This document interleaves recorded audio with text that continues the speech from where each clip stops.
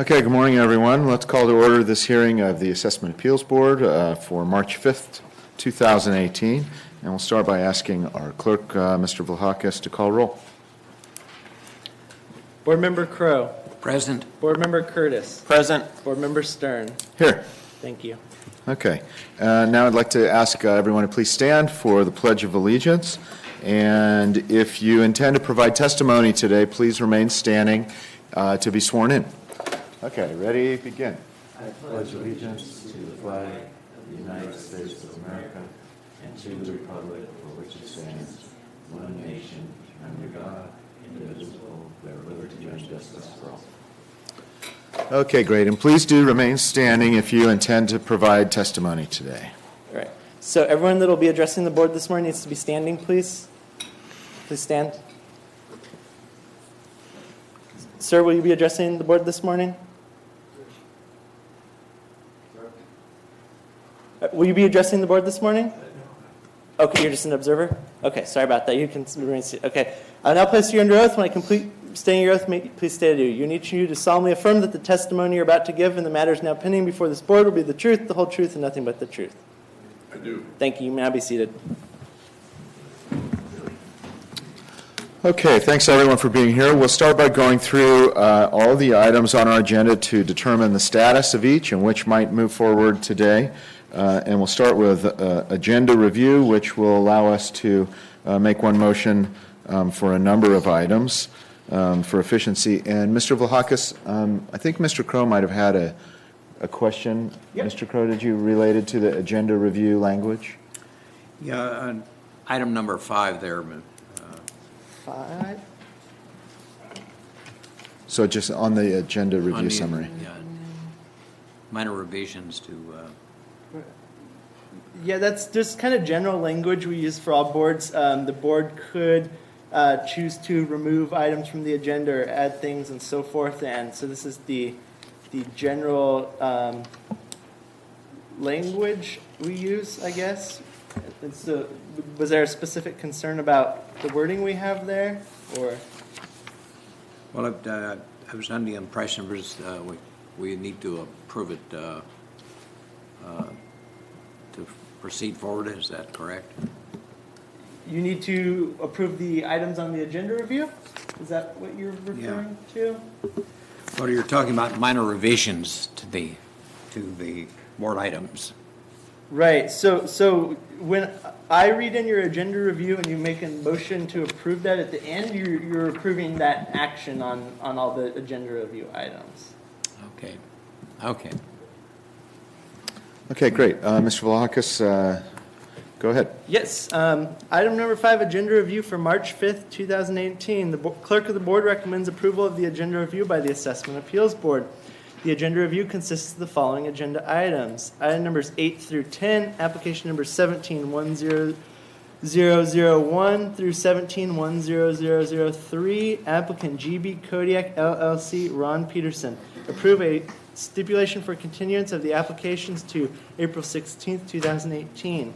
Item numbers 11 through 12, application numbers 17-10014 and 17/10015, applicant C.A. Rasmussen Co. LLC, Carol D. Rasmussen Trust. Continued in April 16th, 2018, pending receipt of original stipulation. Item number 14, application number 17-10161, applicant Winsong Sailing Charters LLC. Continued to April 16th, 2018, pending receipt of original stipulation. Item number 16, application number 17-10222, applicant Mountain Gate LLC, removed from the agenda due to the submission of a withdrawal. Item number 18, application number 17-10229, Larry and Abby Harris Trust, continued to April 16th, 2018, pending receipt of original stipulation. Item number 22, application number 17-10484, applicant Casa de la Luna LLC, formerly Nicole Street LLC, Eric Moore, denied due to lack of appearance. Item numbers 25 through 26, application number 17-10500 and 17-10650, 159, applicant AquaClear Incorporated, denied due to lack of appearance. Item number 28, application number 1710506, applicant Liberty Property Limited Partnership LPT, removed from the agenda due to submission of a withdrawal. Item number 30, application number 1710559, applicant George Wu, denied due to lack of appearance. Item number 32, application number 1710563, applicant MB2 Raceway TO Incorporated, Chris Brooks, removed from the agenda due to submission of a withdrawal. Item number 33, application number 1710565, applicant James Johnson, denied due to lack of appearance. Item number 34, application number 1710566, applicant Andrew Cristofano, denied due to lack of appearance. Item number 35, application number 1710590, applicant Elvira J. Wamhoff, trustee of the Elvira J. Wamhoff Revocable Trust, denied due to lack of appearance. Item number 38, application number 1710633, applicant Nahid Nazari, denied due to lack of appearance. Item number 39, application number 1710647, applicant Joseph and Claire Sharkadi, denied due to lack of appearance.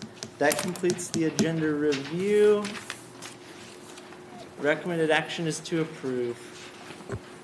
Okay, thanks, Mr. Vlahakis. I'll just check quickly to see if anyone whose names were listed during the agenda review is here in attendance today.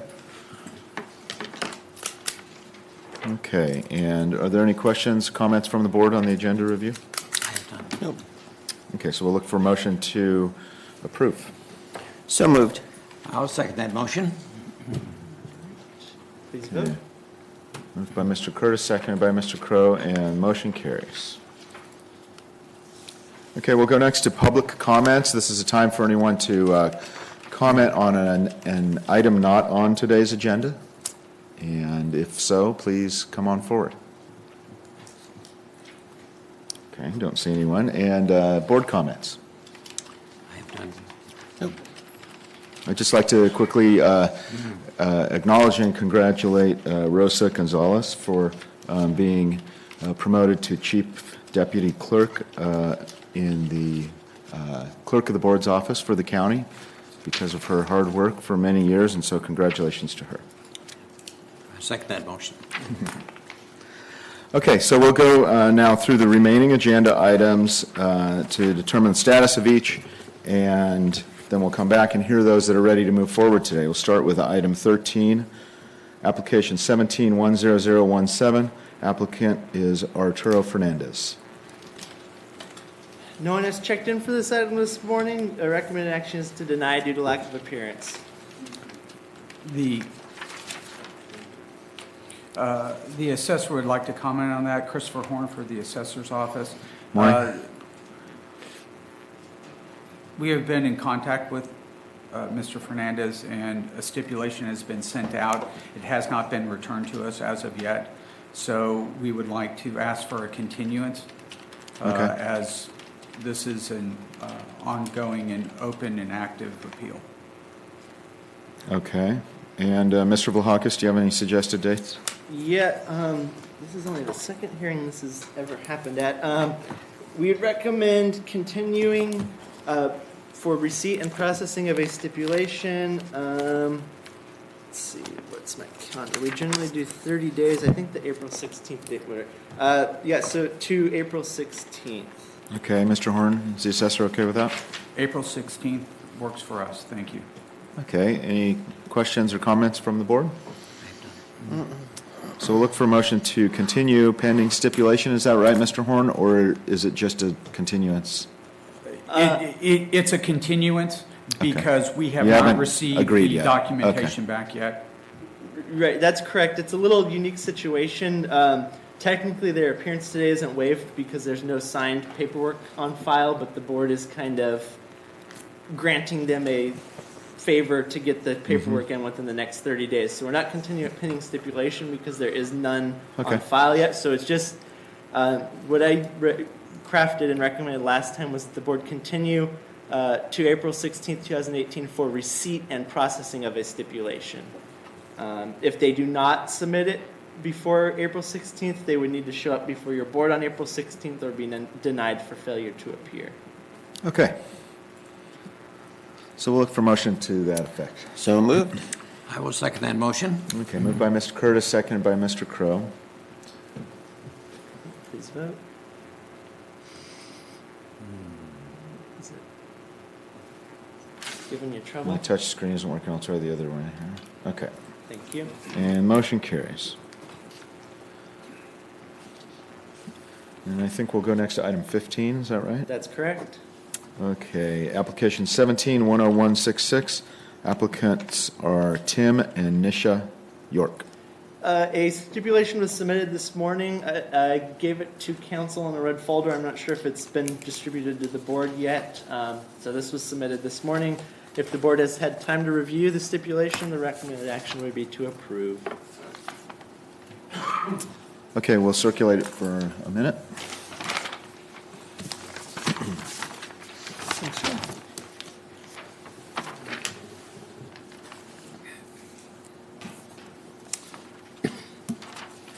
Okay, any questions, comments from the board? I have none. Okay, so we'll look for a motion to approve the stipulation. So moved. I'll second that motion. Okay, moved by Mr. Curtis and seconded by Mr. Crow. And motion carries. Next is item 17.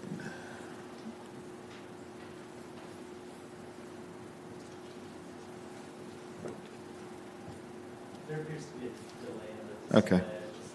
So next up, item 17, application 17-10227. Applicant is Safe Harbor Realty LLC.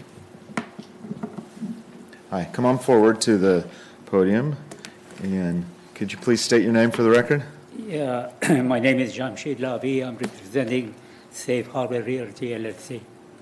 Okay, good morning, Mr. Levy, and are you prepared to move forward today? Yes. Okay, any comments from the assessor? The assessor is also ready to move forward. We estimate 10 to 15 minutes for our presentation. Okay, and any guess about the length of time for your presentation? 5 to 10 minutes. Okay, great. So we will come back to you once we determine the items, status of the other items on the agenda. So Okay. as soon as we can. Thank you. Next is item 19. Application 17-10236. Applicant is Cooper Trust.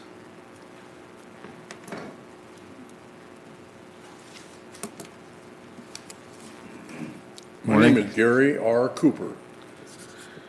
Morning, Mr. Cooper. Are you prepared to move forward today? Yes. Okay. And any comments from the assessor? The assessor is also ready to move forward. We estimate our presentation 15 to 20 minutes. It may take a little bit longer because this is a Mills Act property. Okay. And Mr. Cooper, any estimate on time of your presentation? I'm sorry, Do you have an estimate of about how long you might take to present your information? I have an iPad that I like to show the house outside and inside. Because of the size of it, I feel that the assessment for 16 and 17 are over what I feel should be. Okay. We'll go through the rest of the items on the agenda to determine their status, and then we'll come back to you. Okay. Okay, thanks. And next, items 20 and 21. Application 17-10250 and 17-10469. Applicant is Duncan Filmer. Good morning. My name is Campbell Filmer. I'm here on behalf of Duncan Filmer. Duncan Morning. Filmer's in the audience. Good morning. Are you ready to move forward today with your application? We are actually not. We had a meeting with the tax assessor's office last week, and we have a mutual agreement to continue to another date. Is that correct? Yes, that is correct. We met last week.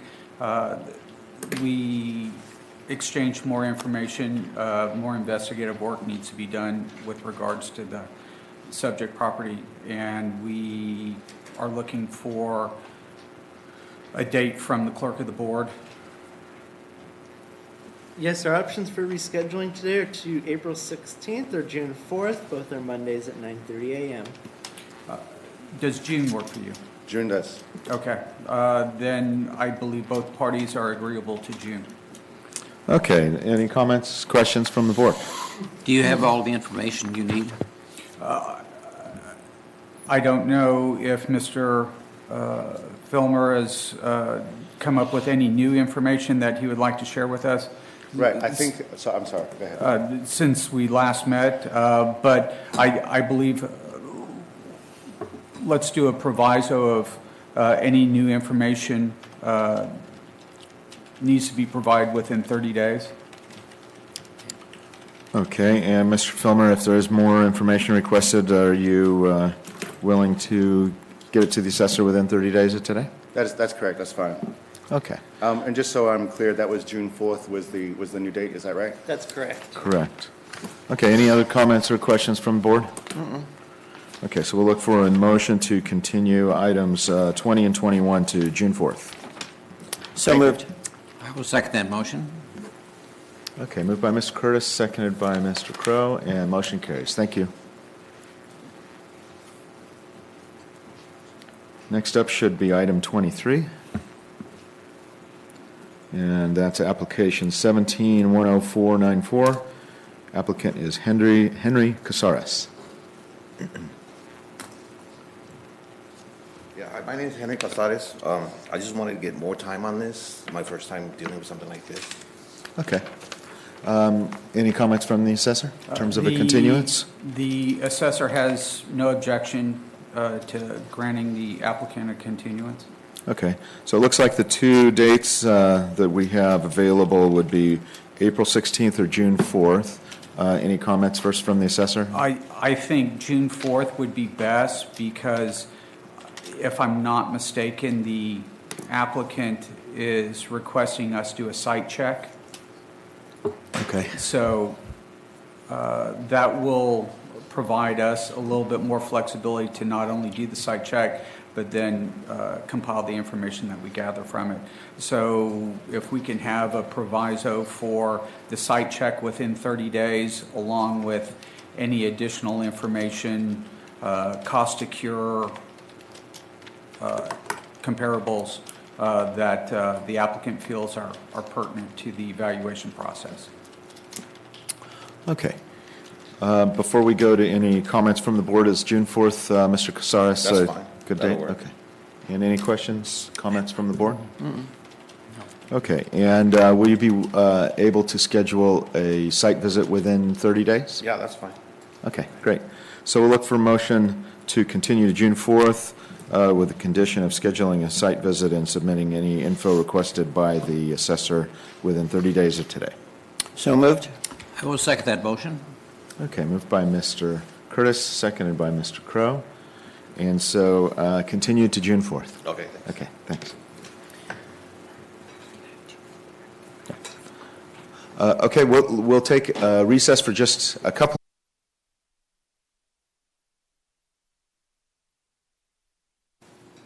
Okay, we're back in session, and going next to item 24, application 17-10497. Applicant is Kavitha Nahar.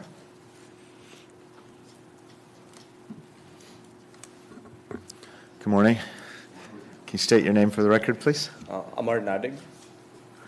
Okay, good morning. And then are you also representing item 31 on the agenda? Yes. Okay, and so that is application 17-10561. And Mr. Nadig, that is your name on that application as the applicant, right? Yes. Okay, great. Are you prepared to move forward today? Yes. Okay. And any comments from the assessor's office? We're looking at both items 24 and 31. The assessor is ready to proceed on both 24 and 31. Estimate is 10 to 15 minutes for each. Okay, and any estimated time for your presentations? 5 to 10 minutes each. Okay, Great, so we will come back to you as soon as we get through the rest of the agenda items. Thank you.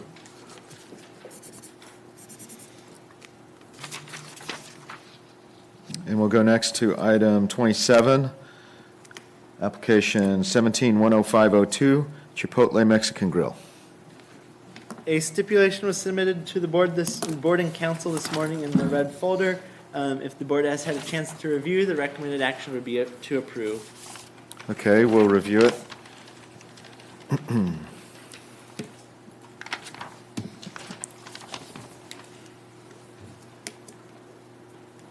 See, they're on.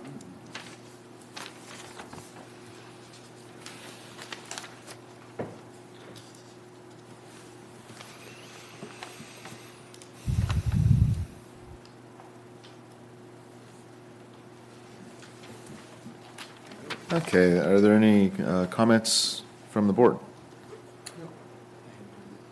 Okay, we'll look for a motion to approve the stipulation for item 27. So moved. I'll second that motion. Okay, moved by Mr. Curtis and seconded by Mr. Crow, and the motion carries. Mr. Bakakis, there's a gentleman just came in. I don't know if he's, No, I've been here. I left during the recess, just go to the Okay. restroom. Okay. Thank you, guys.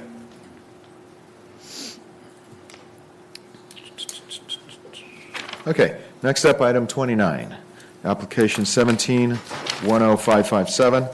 Applicant is Alfred Gendy. As I explained to this applicant as he's approaching, he did not submit a confirmation, or we did not receive a confirmation at least 30 days in advance, and therefore, under the board's policy, this would be required to be rescheduled to a later date to ensure that the assessor's office is given 30 days notice to prepare for the hearing. And so the options to reschedule on this are April 16th or June 4th. Okay, good morning. Good morning, sir. Could you please state your name for the record? Alfred Gendy. Okay, Mr. Gendy, and from Mr. Vlahakis' statement, it sounds like we need to reschedule the hearing. Are you okay with that? Yeah, well, first I apologize for not sending this. It must have been overlooked or misplaced, the confirmation paper. But I wanted to ask if your honors can give me an exception today, because I really care for two sick parents who live 2 hours away. So it's going to be really hard for me to come back, and I will try if you state so. But if you can give me that exception, that would be great. Okay. And Mr. Horn, any comments from the assessor? I empathize with your position. Unfortunately, we do not have a case prepared to move forward. So it'd be a one-sided affair where we would end up instituting 441H, quite possibly, which would allow us more time. But due to the fact that you showed up prepared and have evidence with you to support your opinion of value, if you'll agree to the continuance and give that information to Mr. Denham, because I'm presuming this is a residential property? Yes, sir. Okay. Then we might be able to handle this without you having to come back to the hearing. Okay. That would be great. I will wait and I will do that. All right? Thank you so much. Okay. So would June 4th work for you? Or, yeah, June 4th? Yeah, I guess. it will work. Okay. Yeah. June 4th works for the assessor, so if the board will approve that, hopefully we can take care of this without the applicant coming back. Okay, so just so you know, Mr. Gendy, in order to keep the application moving and current, we do need to pick a future date to extend. So June 4th, sounds like that would be acceptable to you? Okay, any questions or comments from the board? Okay, so we'll look for a motion to continue item 29 to June 4th. Thank you. So moved. I will second that. Okay, moved by Mr. Curtis and seconded by Mr. Crow, and motion carries.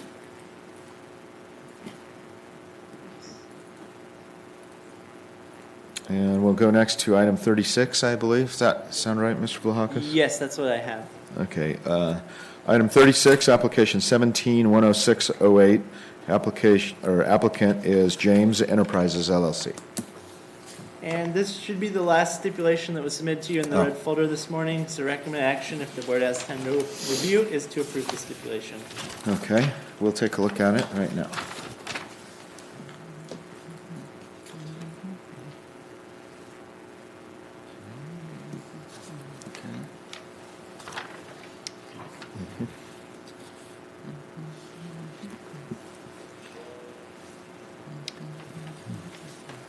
Okay, any comments from the board? None. Okay, we'll look for a motion to accept the stipulation for item 36. So moved. I will second that motion. Okay, moved by Mr. Curtis, seconded by Mr. Crow. Motion carries. And we'll go next to item 37. Application 17-10626. Applicant is Amelia Ross. This applicant had previously called me and indicated they wished to withdraw. I emailed her the paperwork and she didn't submit it back. So recommended action is to deny due to lack of appearance. Okay, any comments from the assessor? No comments. Okay, any comments from the board? I have none. Okay, we'll look for a motion to deny due to lack of appearance. So moved. I will second that motion. Okay, moved by Mr. Curtis, seconded by Mr. Crow, and the motion carries. And next up, item 40, application 17-10677. Applicant is Philip Barr. I'm here on behalf of Philip Barr. He's out of town. He was requesting a continuance till June 4th if possible. Okay, thanks. And could you state your name for the record, please? My name is Sam Baruni. Okay, Mr. Baruni. And any comments from the assessor? The assessor has no qualms about agreeing to a continuance to June 4th. A question I do have, due to the late substitution of agent authorization, is this a one-time appearance by yourself? Or? It is, yeah. Oh, okay. Yeah. So if the assessor's office and the applicant can't come to some understanding, then it needs to be conveyed to them that they will either need to be here Right. June 4th or. And they will be. Okay. Yeah. Okay. Yeah, definitely. Yeah. All right. I just wanted to make that So clear it for the record. sounds like we're talking about a continuance to June 4th. Does that sound correct to both parties? Yeah, that sounds great to me, yeah. Okay, any questions or comments from the board? Do you have all the information you need, Mr.? It's because there was no confirmation of appearance, we're now starting at scratch. If the applicant would be kind enough to provide the information that they feel is relevant, and the board can put a 30-day proviso in, do you believe 30 days is sufficient enough time for the applicant? Is there anything we can get like around 45 or to 60 days? Absolutely. Well, 45 days, yes. 45 he could do, yeah. Fantastic. 45-day proviso. Okay. Any comments, questions from the board?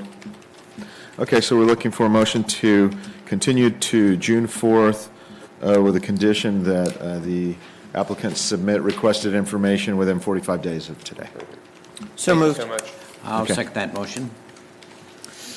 Okay, moved by Mr. Curtis, seconded by Mr. Crow, and motion carries. Next up is item 41, application 17-10679. Applicant is Vaca Energy LLC. No one has checked in for this item this morning. Therefore, the recommended action would be to deny due to lack of appearance. Okay, any info or comments from the assessor? No comments from the assessor. Okay, questions from the board? Okay, so for item 41, we'll look for a motion to deny due to lack of appearance. So moved. I'll second that motion. Moved by Mr. Curtis, seconded by Mr. Crow, and motion carries. And the last application on the agenda, item 42, Application 17-10704. Applicant is Michael Donnelly. Hi, Good morning. Could you please state your name for the record? Michael Donnelly. Great, good morning. And Mr. Donnelly, are you ready to present today? Okay. So I was asked to request a continuance or whatever. Okay. Any comments from the assessor? The assessor has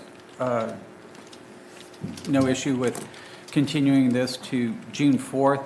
To the applicant, do you have any information? This is a boat, plane, personal property? Personal property. Personal property. Do you have any information? Based on the word of Wayne, I think the tax processor in this office here Okay. stated that the value of the house being at 1.1 and the remaining 7 acres at 45,000 would bring it to a total of 1.4, and they raised our position to a 1.9, increasing our taxes $4,000 a year. So Okay. that is what I would hope. I could meet him face to face. Obviously, that's not the case. So Do you have information supporting your position? As in, did you bring anything today, or you're looking for more time to converse with the office? right now, with a little more of an education and seeing how this works, I can come back. This, Okay. it might take 3 or 4 days to get all I need. Okay. But another question: if waiting till June, does that put me in a disadvantage to get the lower tax rate for the immediate following year, or waiting that long for the next This has meeting? no effect on any future tax years. This only applies to the 2017 taxes on file. So if you'll give me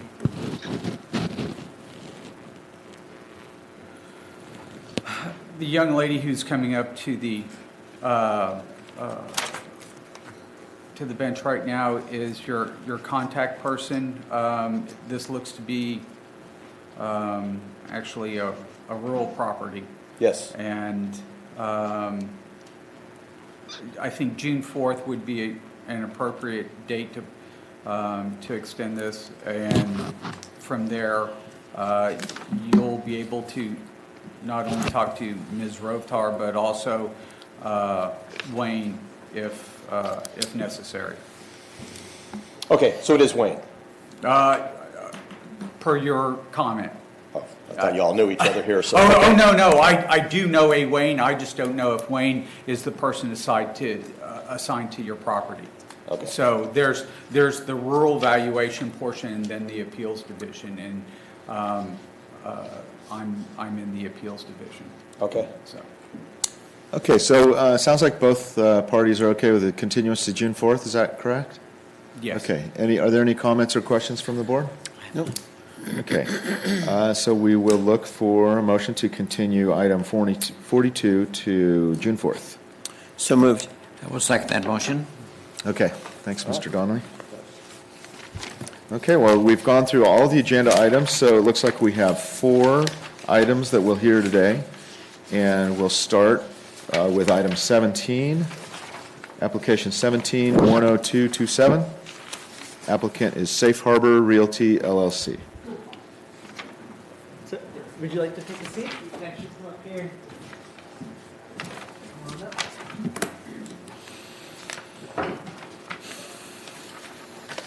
Take a seat right here. Yeah, I can take your 6 copies.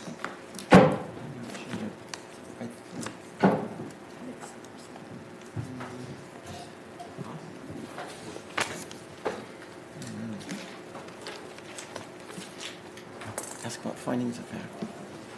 Okay. Do we have the application? Oh, there it Don't is. shine.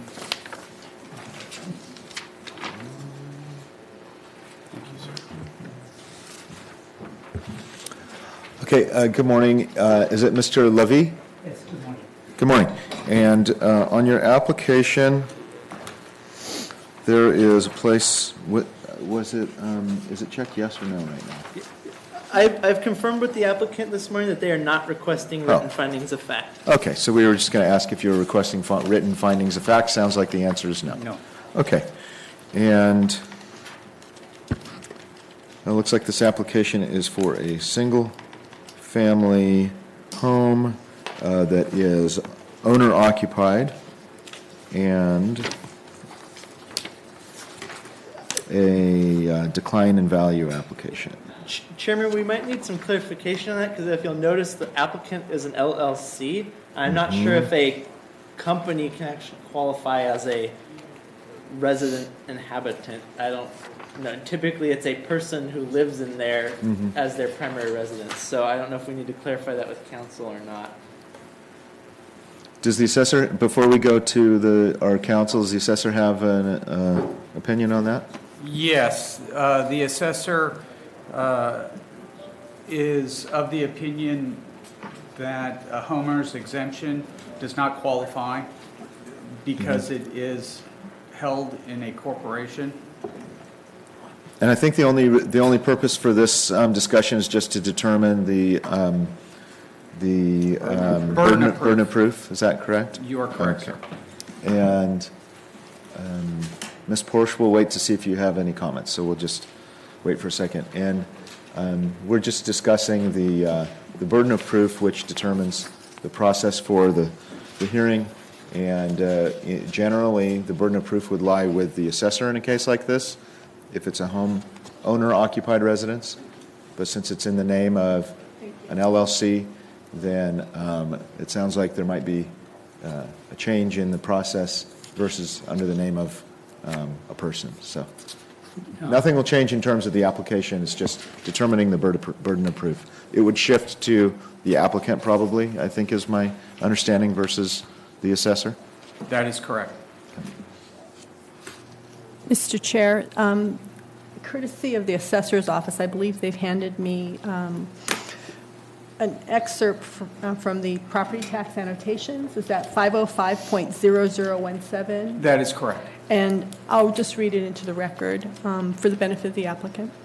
It's entitled Corporate Ownership. Property eligible for the homeowner's exemption becomes ineligible when it is transferred by a husband and wife as joint tenants to a corporation which they own.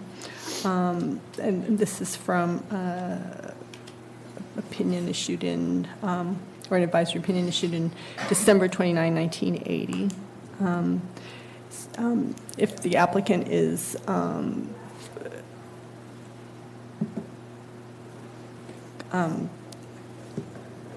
not contesting that it is held by a corporate owner, I mean, that's what's reflected on the application, then I would say that the property is not eligible for the homeowner's exemption and that the burden of proof would start with the applicant presenting their case first. I really don't understand. For your information, this property was foreclosed in 2016 by the LLC. Okay. Is that the problem?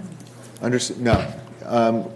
So before we get there, I did have a question in terms of technicality, the difference between corporation versus perhaps like a single-member LLC, which might be treated the same way as a trust owning property. But if that's not even the case, then we don't have to discuss that. Perhaps we should have the applicant just quickly inform the board of how is it that the property is being applied for under the applicant name of Safe Harbor Realty LLC. Would you repeat that again, please? Okay, in the application that was submitted was in the name of Safe Harbor That's correct. Realty LLC. Can you Yes. explain what that entity is? That entity is a Delaware Corporate LLC. And so there was a foreclosure, is that? Yeah, it was So it foreclosed. on Okay. January 28th of Okay. 2016. And so then maybe there's just a mistake on the application. It says that the LLC, that the subject property is owner occupied, meaning that the owner occupies the property, living in the property. So Safe Harbor LLC I guess it would be exempted if it's a legal entity to begin with, but sounds like that's not owned by one person who's living in the home. Is that correct? That's correct. Okay.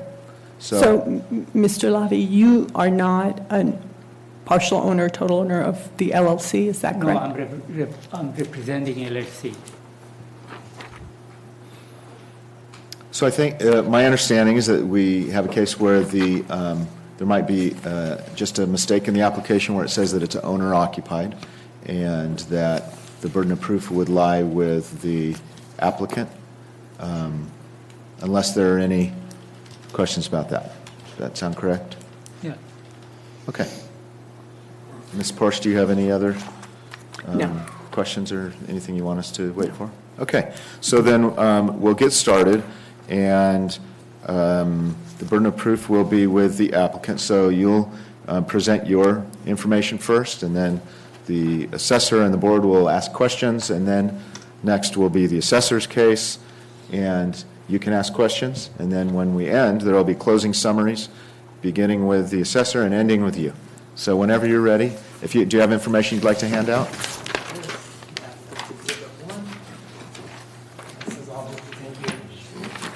Thank you.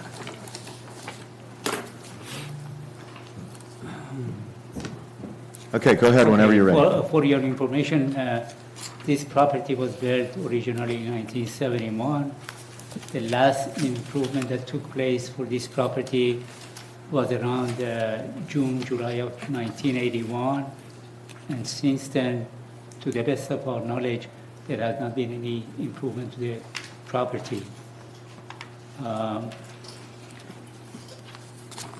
We estimate that if we bring this property as part to the other properties that they have been sold and was recommended to us by Mr. Denham to compare and evaluate, the property would be at that value.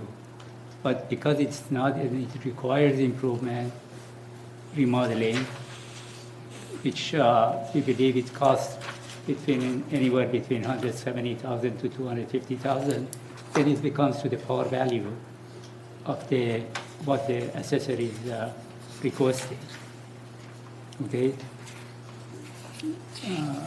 I have in your we have submitted a letter dated March 1st that describes the comparison that was recommended to us by Mr. Denham. Those 4 properties, they have been, according to the selling agent, they were improved tremendously, while this property has not been improved in the last 37 years.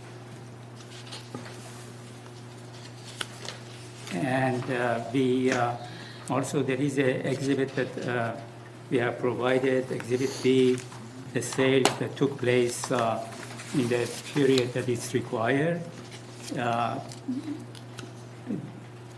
The properties which compared to these, they were sold anywhere between $1,10,000 to $860,000 per property. And we also approached the Colbert banker to, if we put this property for sale, how much we should ask for the property. According to them, as Exhibit C, it shows around $875,000 and no more. And that's because there is a view which this gentleman said it's about $75,000 to $80,000. And we were not able to get the written quotation for remodeling of the entire property. Exhibit D only is just one of the bathrooms that we renovate.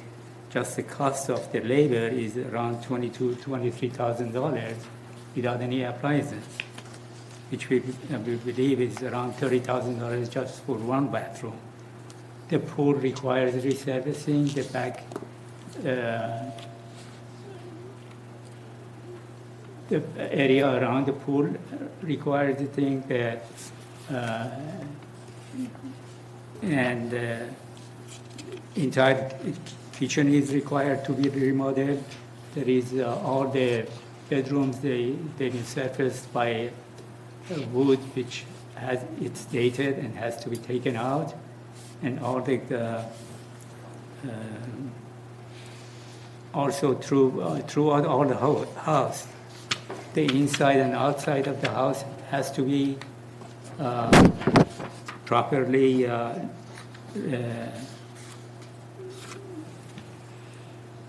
painted, which we estimate the cost to be around maybe $12,000. The roof has to be remodeled also. It's a flat roof. It's been about 20 years since that they put that roof, to the best of our knowledge, and it has to be redone. And as I mentioned, the pool has to be resurfaced, and we estimate that the cost of that would be around $175,000 to $250,000. And because every year the property tax automatically goes up, we don't think it's proper to increase the value of this property by about over $30,000.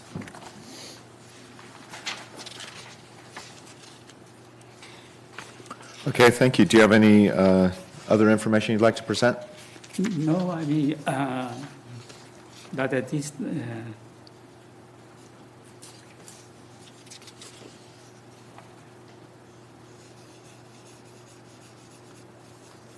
no. Okay. Thank you.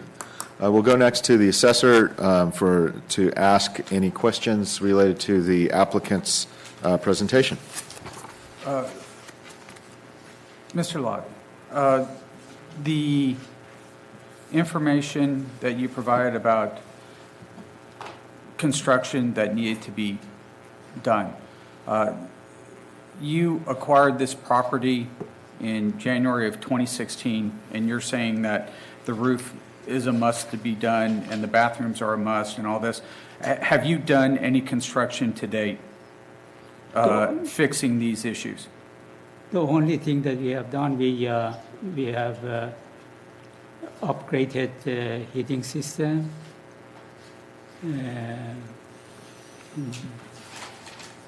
There were some problem with the switch system that we repaired it. That cost over around $9,000. And no, we have not done any improvement at this time. On your Exhibit A, Is it?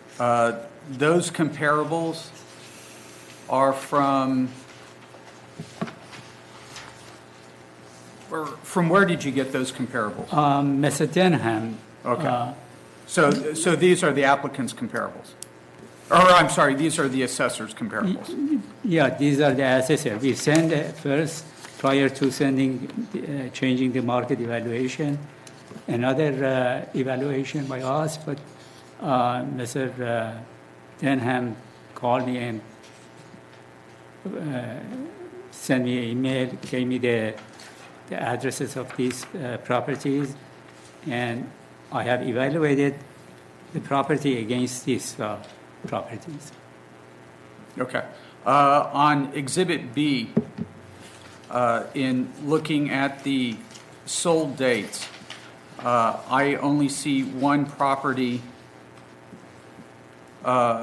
within the 90-day parameters. Exhibit B? Exhibit B? Exhibit B. B like boy? B as in boy. Yeah. The first... No, I just submitted this with, and I have noted on the top that this is for the 6 months of 2017. Okay. On Exhibit C, we have a statement letter from Mr. Cohen. Did Mr. Cohen provide any information to you to substantiate his value opinion? No, he mentioned that this property requires a lot of improvement. Okay, and I don't think anybody would purchase it at this time at this price. Okay. I have no further questions. I believe Mr. Denham does.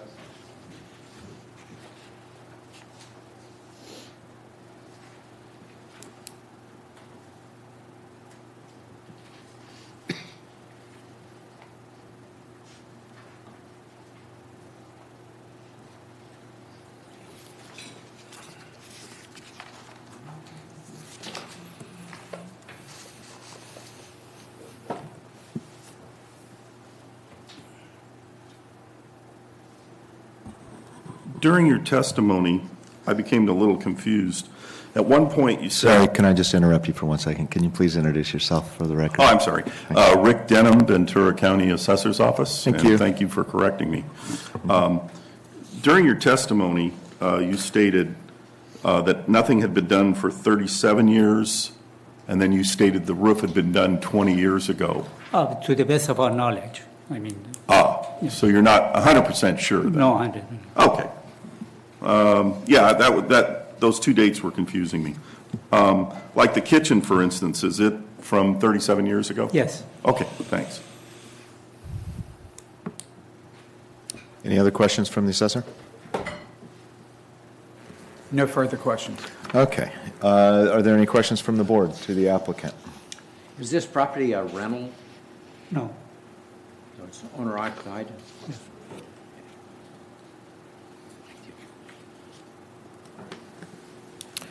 Hawks Way, I believe, in Westlake Village is a view street. Do you have a view on your property? Yes, as I mentioned before, yes. How much is it a good view, partial view? It's pretty good view.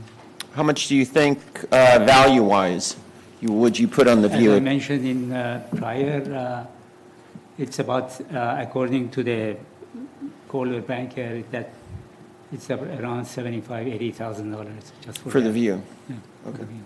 And is it to the back or the front of the house? The back. The back, okay. Thank you. Okay, I don't have any questions right now, so we'll go next to the assessor's presentation.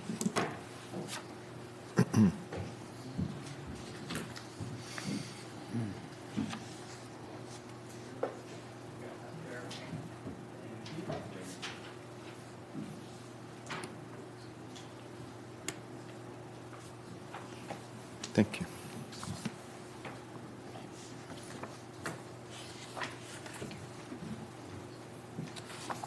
Assessor's Exhibit A has been submitted.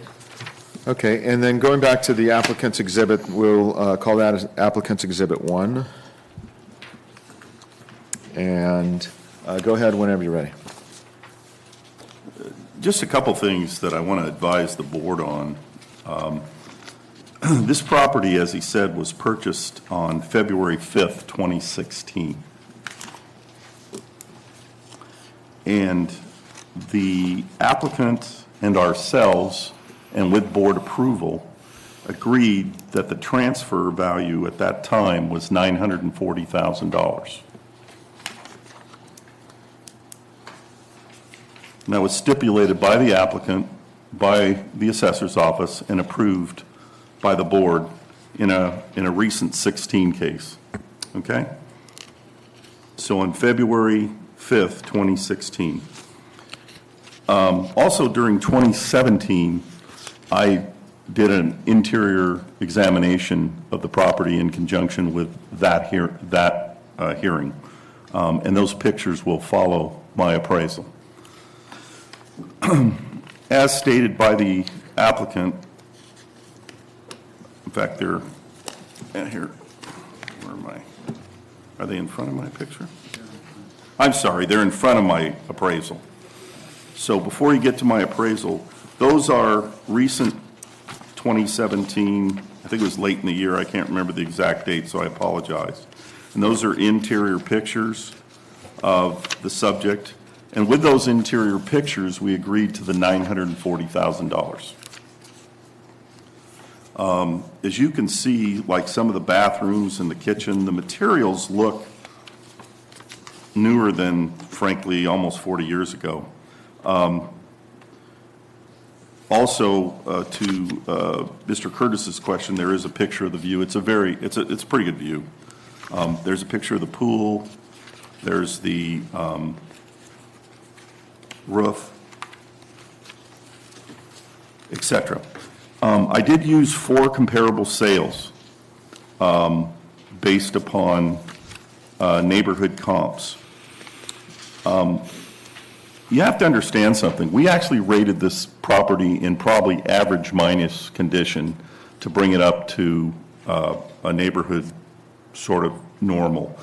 I know all 4 of our comps by the buyers were said to be in around average condition. And they look that way. Comp number 1, it's important to understand that there were 22 pictures of this in the MLS, none of them on the inside, which was very curious to me. Like usually if you've updated the inside and it's substantially beautiful, you're going to put the pictures. And So, Mr. Denham, we're at your market evaluation now? yeah, I'm sorry. Okay. Yes. So that was curious to me. The subject has one of the better views. It's sort of towards the top of the hill is the way I would describe it. And one of our comps, certainly a similar view, but not as good. And a lot of our comps were in the flats, so they virtually don't have a view. And we did adjust for sort of average minus to say average to sort of good minus condition in terms of maybe sprucing the place up. It had some modern things like white kitchen cabinets, which is sort of part of the preferred thing. To be honest with you, it just didn't look that terrible. And that's why in our prior case, we all agreed that the house was worth $240 as of $940. Jiminy Christmas, I gave a break there.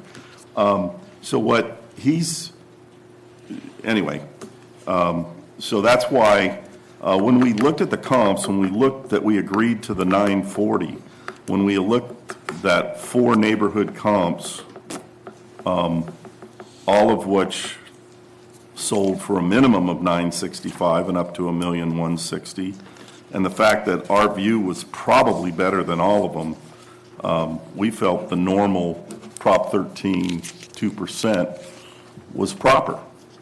And we did consider that he, oddly enough, didn't do anything for the condition. Although I admit I'm baffled by why you wouldn't repair a roof knowing that it could rain. But anyway, the thing is, we believe we accounted for the condition A when we both agreed for the $940, and B, in lieu of that, moving forward, 2% is reasonable, and that the market, in fact, between the agreed price in 2016 and 2017, if it had a directional arrow, it would have been upward. Therefore, based upon our comps' actual values, based upon their adjusted values, we actually came in a little higher. We thought the property would probably sell with a view for about $1 million, although we are only recommending the Prop 13 price of $977, $976. So that's our presentation. Thank you. Okay, thank you. And now this is a time for the applicant to ask questions of the assessor's presentation. And again, it's just questions regarding the presentation, and you'll have another time to summarize your thoughts before the hearing is complete. Well, as we have noted in our documents that we have submitted to the board, okay, on page 2, if you see in the comps that Mr. Denham submitted to us to evaluate these properties, you can note that according to the sale agents, all these properties, or at least 3 of them, that it's more disclosed by the selling agent, they were entirely renovated and remodeled. So just again, this is a time to ask questions about the Yeah. presentation? And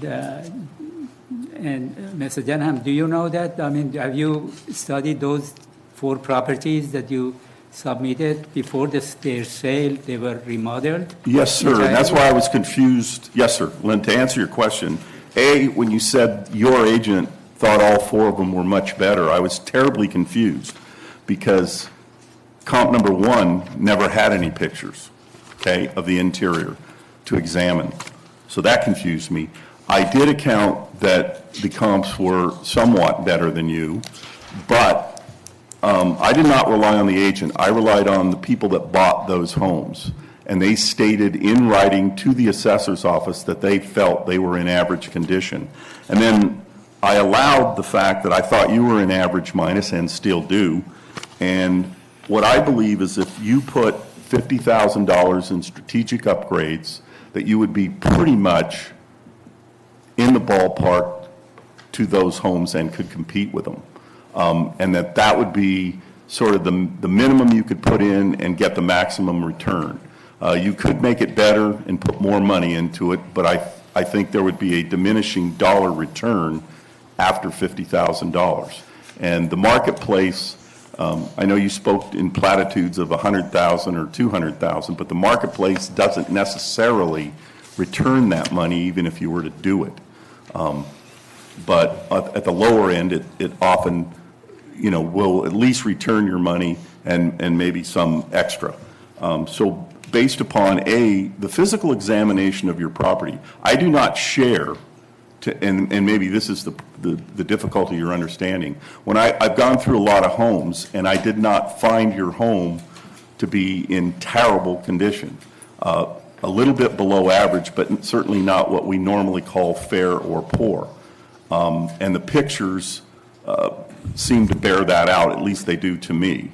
And based upon that, I thought, 50,000 of polishing here and there, and you would be competitive with those other listings. And that's why I made the adjustments I did. And I do have a little confusion with your agent as to how he was able to judge comp number 1 with no pictures available to any of us. Thank you. Yeah, but may I? Yes. Yeah. Mr. Denham, but you have to realize by $50,000, we received a verbal, I brought some people for just remodeling the kitchen. It was around close to $50,000 just for that. Okay, and also on Exhibit B, on number 10, 1674, that was sold, it's out of the area that it's necessary. It was sold on June of 17 for $1,010,000. This was completely remodeled, and about a couple of months ago, I understand, was sold over $2 million. Sir, I can't consider that. I'm going to stop, Mr. Denham, sorry. This is just a time for the applicant to ask questions, so if there are further questions, this would be the time based on the assessor's presentation. Yeah, I'm questioning the assessor's office putting money, remodeling the property increases its value tremendously these days. And how can you compare this property with the properties that you have, you encouraged us to evaluate this property? Mr. Denham made an adjustment with regards to condition on his grid. What he did was he took a 10% adjustment. It's what, 5 lines down? 1, 2, 3, 4, 5 lines down, 6 lines down, sorry. And adjusted the sales price, or applied 10%. Was it 10%? 5%, sorry. 5% to the sales price and came up with a condition adjustment based on the photos that he obtained while he was walking through his through the subject. he was able to come up with an estimate of what needs to be done. Yes, you can remodel the kitchen and you can spend $50,000, but that doesn't necessarily mean that you, one, have to, or two, are going to. We took a look at possible condition concerns and made an adjustment to the comparables. And while some of, you mentioned one of your comparables, which sold for X amount at an X later date, that can't be, that comparable can't be considered beyond the 90 days. Yeah, I understand. Okay, thank you. Are there any other questions from the applicant, Mr. No, Levy? not at this time. If the board has a question from me, Okay. please. Thank you. Okay, so now we'll go to questions from the board to the assessor from its presentation. Oh. Mr. Denham, you mentioned that $50,000. What would that encompass? Remodeling the kitchen or? Well, it's an overall number. You don't necessarily have to remodel the kitchen. It's sort of got some basics there. You might put new countertops on, for instance, instead. And we're talking about it, getting it ready for market. Another problem, to answer your question, the whole difficult condition thing, is we have houses that are remodeled that sometimes sell for less than original condition homes. So this whole adjustment for remodel has become difficult for us to understand in the marketplace. Logic tells us, and correctly, that if you remodel a house, it should sell for more than one that's original. I don't,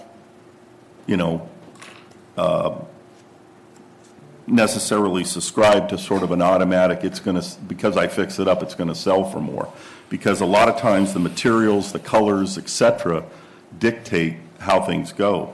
My examination of the comps, which was different from, I guess, Coldwell Bankers, is they were a little better, but not that great in some cases. Like some had original bathrooms, some had original kitchens, but an updated bathroom.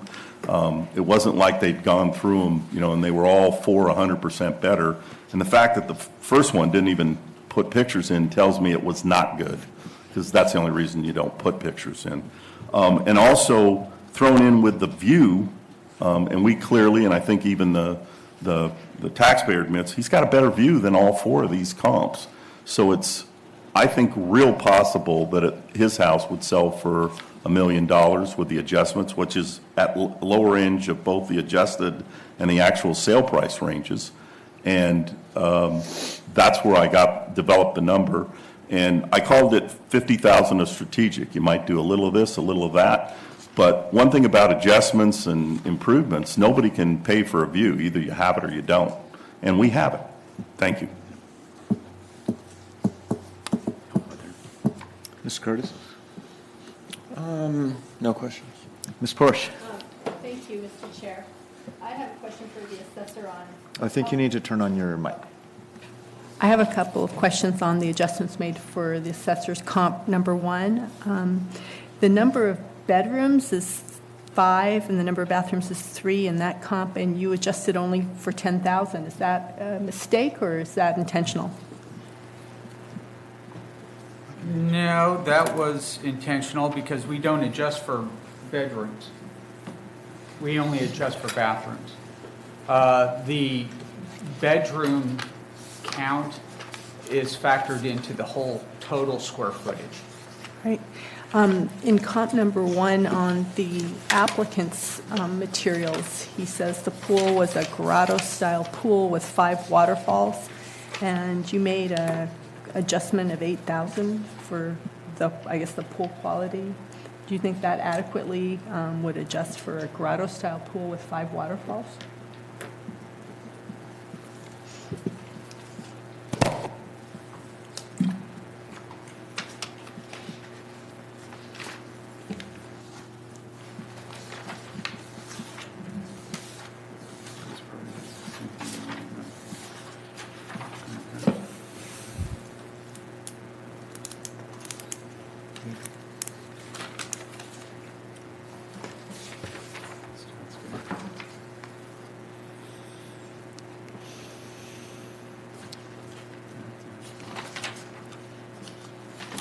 apologies, I'm cross-referencing the narrative that he did versus, On page 2 of the yes, narrative. third and or fourth comparing page. it and making sure that the grotto-style pool, as I don't have a photo for that, and in just taking a look at the pool that is for the subject property,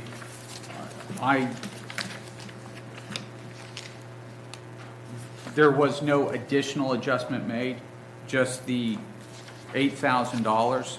I don't know what type of grotto style that they were talking of, or this gentleman's referencing. I don't know if the waterfall was functional. I don't know what type of condition the whole water improvement system was. We made an adjustment of $8,000. Is there any reason why no MLS photos or descriptions were provided for the comparable sale properties in Mr. Denham's appraisal? Was there any reason? No, there was no specific reason other than the burden of proof falls on the applicant in this case. So he had plenty of opportunity to do a narrative and provide photos if he was so inclined. If he, in fact, talked to a realtor, then the realtor would have been able to provide him photos had he requested them. Thank you, Mr. Chair. Okay, any other questions from the board? Couple questions, just to the applicant again. So what did you estimate your home to be worth as of this date? This time, between the value that What number? between 875 to 945 that we asked in our submission. Okay. To the assessor, again, what do you think the market value of the subject's view is? Applicant said, I think 75,000. That may be a fair assessment, and as you well know, being in the industry, with certain potential buyers, there's that wow effect that they would be willing to walk in, and as soon as they say wow, it could be 75, it could be 100. The low end I would say is 75, but it may garner more depending on a clear day. All right, thank you. Okay, any other questions from the board? Okay, I don't have any. So we will now go to closing summaries, and we'll start with the assessor, and then we'll end with the applicant. The assessor provided 4 comparables from the subject's neighborhood and made proper adjustments. The one applicable sale that the applicant provided is outside of the neighborhood where the subject lies. Yes,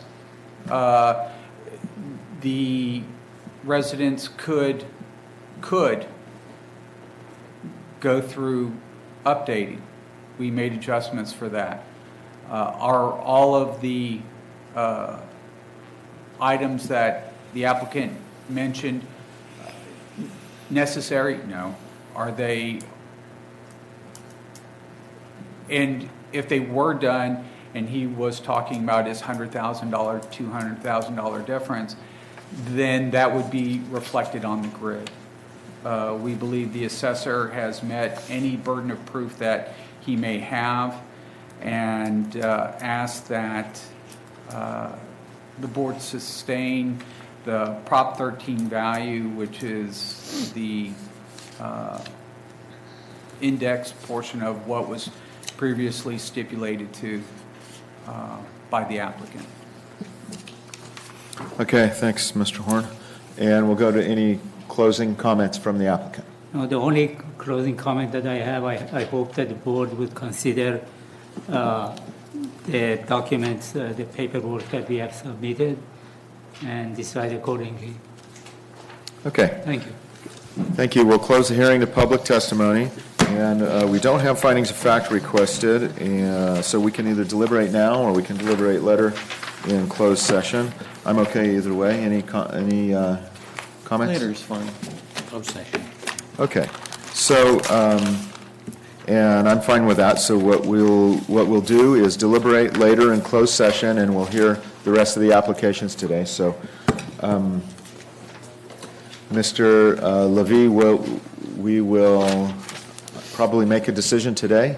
You can check in with the clerk probably by tomorrow to understand the decision, or the clerk will send out a minute order as well right away, and you'll get the decision.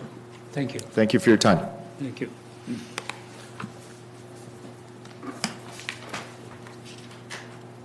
And next, we'll go to item 19 on the agenda, application 17-10236. Applicant is Cooper Trust, so we'll take a 5-minute recess, and then we'll go ahead and start. And then you can either present here from the podium, Mr. Cooper, or you can use the desk up here. Up to you. Because I want to use my iPad. Okay. For the. Sounds good. So we'll take a 5-minute break.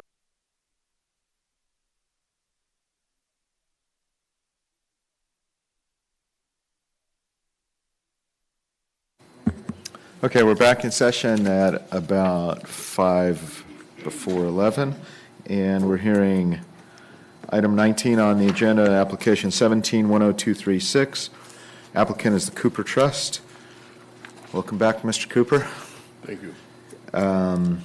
Looks like we have a 2-unit residential property in Ventura that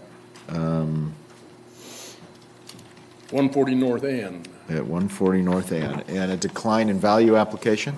And so what we'll do first, if we could hear just a brief overview of the application from the assessor, then we'll proceed from there. And my understanding is that the burden of proof will be with the applicant, though I want to verify that.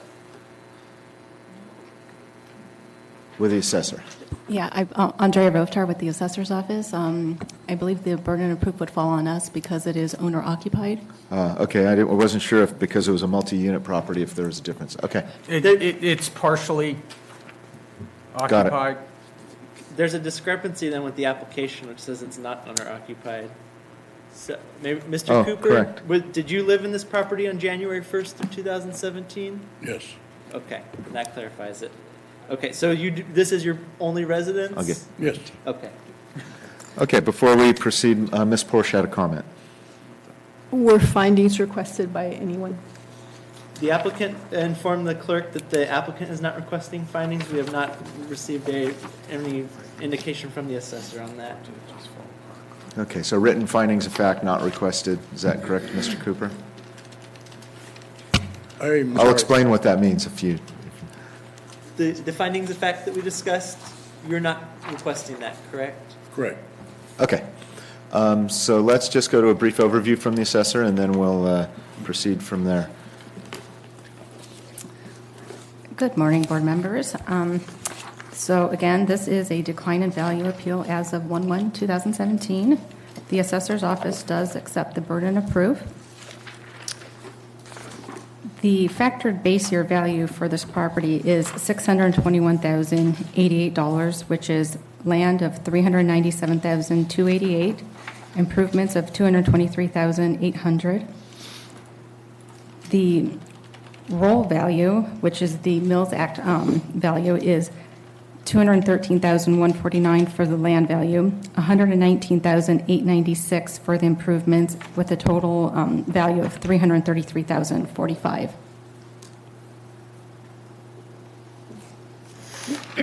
That's the Prop 13 value. The Prop 13 value is the $621,088, and then the Mills Act, which is the enrolled value, is $333,045. Okay. Thank you. So we'll start with the assessor's presentation, And at the end of that presentation, then, Mr. Cooper, you can ask questions of the assessor, and then we'll go in the other direction. Thank you.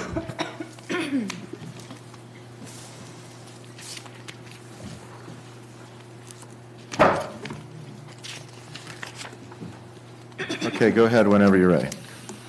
Okay. The subject property is located at the corner of North Ann Street and Buena Vista Road in the city of Ventura. The subject property was appraised for the purposes of this appeal, consisting of 2,531 square feet of Mills Act property, sitting on 7,056 square feet of land. Just a little history on the Mills Act is that it was authored by a state senator named Jim Mills back in 1972, who saw a need to preserve historic resources and character. The Mills Act law enables local governments to enter into 10-year contracts, which automatically renew every year with owners of historic properties. Under the contracts, the owners agree to maintain and rehabilitate. Usually entering into a contract will result in a reduction of property taxes. In exchange for a reduction in property taxes is an agreement to rehabilitate and again to restore the property to its historic characteristics.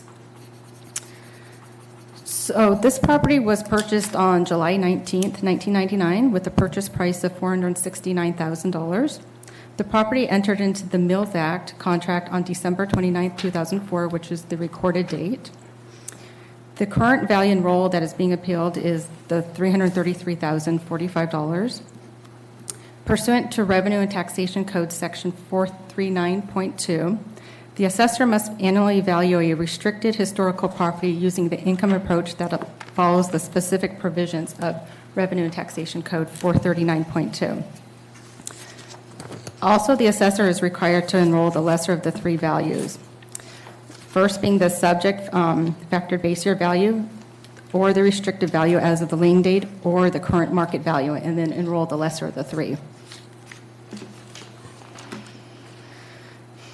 Our evidence today includes the income approach to value pursuant to Revenue Taxation Code Section 439.2. We used an income approach for the restricted value using the subject's reported income for the apartment, and which was capitalized, and we used current market rents for the single-family residence. And then for the unrestricted value, which we have to do, we used sales comparables. So the appraisal concludes the following. The restricted value of $311,701 prescribed by Revenue and Taxation Code 439.2, a market value of $990,000 using sales comparables, and the factored base year value of $621,088, which is the sales price of $469,000 in December 2004, just trended forward. So if you turn to page 3, and 4, there are aerials of the property. It looks like it's about less than a mile from the beach. I don't know if it's considered downtown. If not, it's right next to downtown Ventura.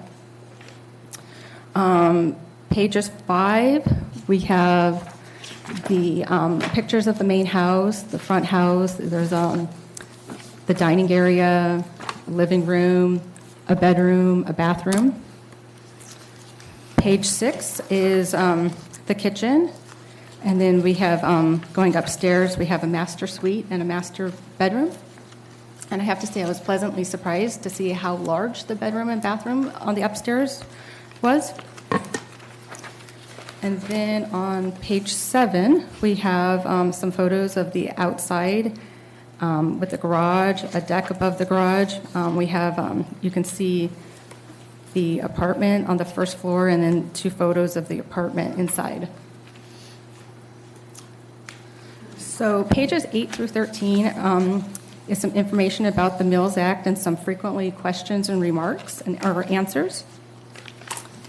If you turn to page 12, one of the questions is, what is the Office of Historic Preservation in the Mills Act program? And it says that OHP provides Mills Act information to local governments and uses information provided by local governments to maintain a list of communities participating in the Mills Act program, as well as copies of Mills Act ordinances, resolutions, and contracts.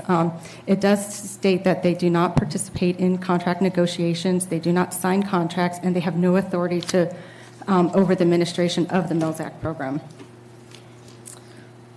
Turning to page 14 are some guidelines for the assessment of enforceably restricted historical property. When a property is placed under such a contract, the owner agrees to restore the property if necessary, maintain its historic character, and use in a manner compatible with its historic characteristics. Again, Revenue and Taxation Code 439.2 prohibits evaluation of enforceably restricted historical property based on sales data, and instead requires that such property be valued by a prescribed income capitalization method.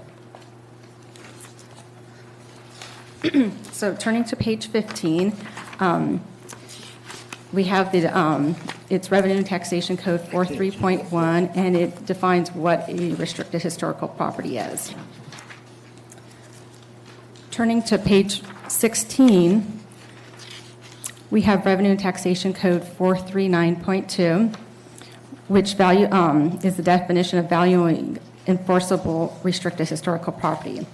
And basically it says, the county assessor shall not consider sales data on similar property, whether or not enforceably restricted, and shall value that restricted historical property by the capitalization of the income method in the following manner.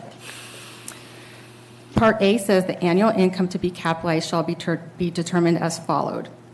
And then Section 1 says the income shall be the fair rent that can be imputed by the restricted historical property being valued based upon rent actually received for the property by the owner and upon typical rentals received in the area for similar property in similar use where the owner pays the property taxes. Going down to probably part 3, it says expenditures shall be any outlay or average annual allocation of money or money's worth that can be fairly charged against the revenue expected to be received during the period used in computing the revenue. Then if you go to part B, it says the capitalization rate to be used in valuing owner-occupied single-family dwellings should be the sum of the following components. First component being an interest component determined by the State Board of Equalization that they announce annually. Second part is a historical property risk component of 4%. Third component is a property taxes, and then the fourth is a capitalization rate to be used in valuing. Fourth is a component for amortization of the improvements. So if it's non-owner user, all 4 components are the same, except that the historical property risk is 2% instead of 4%. So if you turn to page 18, I have my historical property worksheet on how I arrived at the value. So if you look at it, it's separated as owner-occupied and non-owner occupied. The interest component of 3.75, again, is from the board.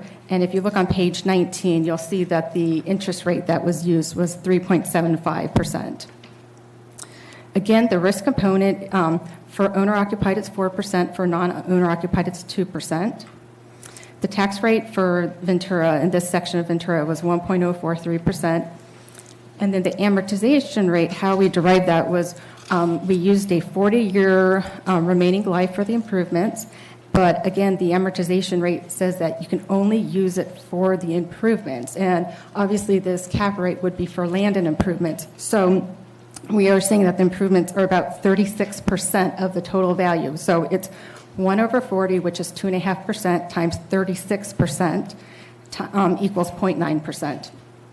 So with that, the cap rate for owner-occupied is 9.693%, and for non-owner-occupied, it's 7.693%. So for the single-family residence, I used a monthly rent of $2,300. I used an expense ratio of 35%. Using the 9.693% cap rate comes to a value of $185,088. For the apartment, I used $1,300 a month in rent, 35% for expenses, and then I used a 7.693% for the cap rate, coming to a value of $131,813. Now, when I did go out to the site, I did ask the owner if he was getting $1,300 a month in rent, and he did say yes, but he did say that the apartment was vacant for 5 months because it sounded like he had to do some renovations and clean up. So I did take that in consideration, and I did do basically an absorption allowance for 5 months, and I did add back a little bit for the expenses, because if you don't have a tenant in there, you're not paying for some of the variable expenses. So it came out to a value of $126,613. So adding the two values up together is a total of $311,701 for the restricted value.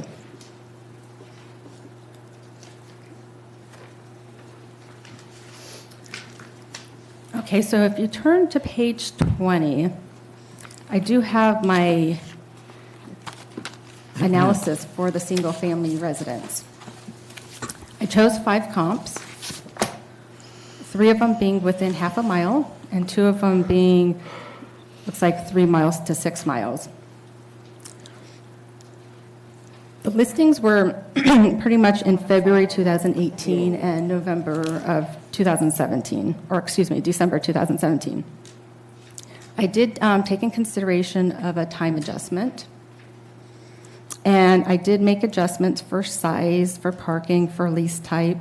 I did make also a consideration for, because talking to the owner, he was concerned that since he does have a first floor tenant, that anybody who were to potentially rent the single family residence, that it would be kind of a delicate balance, because obviously he doesn't want to have a tenant that would be disruptive to the tenant down below. So I did make an acknowledgement for that. And I also made an acknowledgement because I do get that the house is a little bit, the configuration is older. It might not be your typical maybe open floor plan. It might be a little bit, you might hear more of outside influences.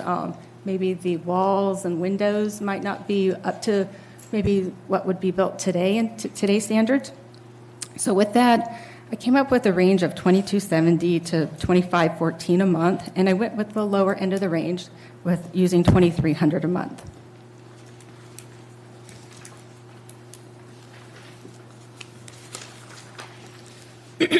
On page 21 is my rent analysis for the apartment. And I basically used as market rent the contract rent that he's receiving for the first floor apartment. And I did collect some comps, and they do support what he is asking. On page 22, I wanted to have an acknowledgement for expenses, and I basically used 2016 NAA Survey of Operating Income and Expenses in Rental Apartment Questionnaires, or Community, excuse me. And typical operating expenses are about 37.7%. I did extract out the taxes, and I did add in it for a vacancy and for some reserves. So if you turn to pages 23 through 30 are just the photos of the comparables that I had used for the single-family residence and for the apartment. And then on page 31, I went to Zillow, and I used zip code 93001, which is where the residence is at.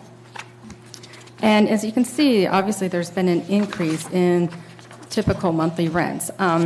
They're saying that, Zillow is saying that what would rent in November 2010 for $1,910 in 1/1/2017 would be $2,448, and in 1/1/2018 would be $2,595. Between 2017 to 2018, there was about a 6% increase. So that 6% annual increase equates to 0.5% per month, and that's what I had used in my time adjustment for my single-family residence home. So I have something to back into it. I will say that for 1/1/2016 to 1/1/2017, it was a 2% increase. So there might be a little bit of a bump because there might be more of a need for housing, you know, in December and January. Okay, and then on page 32, like I said, we have to value also on an unrestricted value, and so I used sales comps. I chose 3 comps within half a mile, and the range came in with adjustments was about $933,000 to $1,144,000. So I came up with a market value of $990,000, placing most weight on comp 1, some weight on comp 2, and least on comp 3. So with that, again, the restricted value of $311,701 is the lowest of the 3 values, and that is what we are asking the Assessment Appeals Board to lower to. Thank you. Before we move forward, at the beginning of your presentation, I thought that you said 333,000. That was the enrolled value. Oh, okay. Yeah, sorry about that. Got it. Okay, thank you. So this is time now for the applicant to ask questions of the assessor based on their presentation. True, I would like Brendan to put my picture up on the wall for now, on the house, and I'll go from there. So no questions right now on their? No. Okay. So before we get to your presentation, Mr. Cooper, we'll see if there are any questions from the board to the assessor.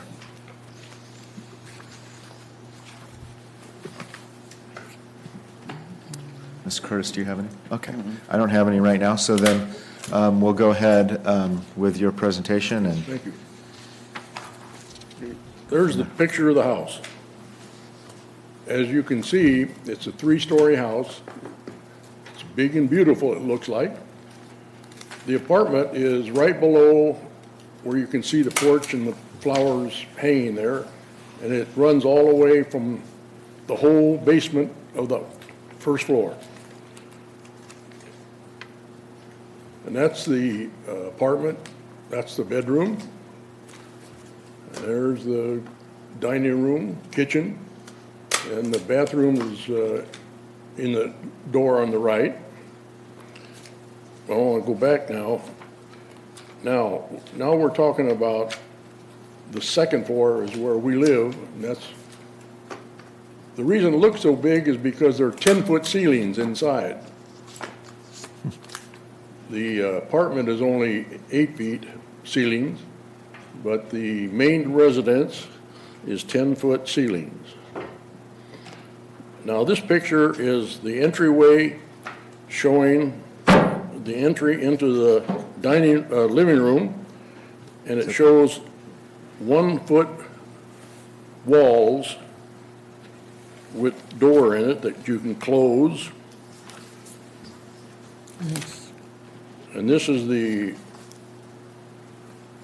family room, and you can see the 1-foot walls where the pocket doors are, which closes. It's very cozy. We love it there. And there's a picture from the living room into the dining room, showing the pocket doors. They're not closed, so you can't see the door. And then here's a picture of it from the dining room back into the living room, where the TV and fireplace takes up a lot of room. It's very cozy. We love it. And here's the picture from the bedroom into the dining room, and they're 9-foot walls. They're all lath and plaster. That's why they're so thick. And this is a picture of the bedroom on the second floor where we live. And the computer room is where the door is open. And the door that's closed is a closet. This is the computer room. And this is the bathroom on our floor. It has a shower. So we call it a half bath. And this is the kitchen. Whoops.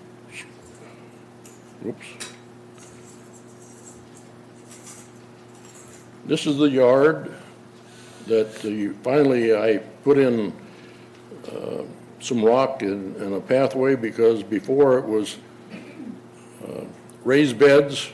You can see the raised beds in the far distance, and people would look out there and they were just dirt. And so we got rid of them now, and we have grass in there. And this is upstairs, the bedroom on the top floor.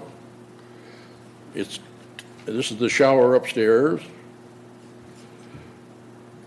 This is the bathroom upstairs. And this is the toilet upstairs.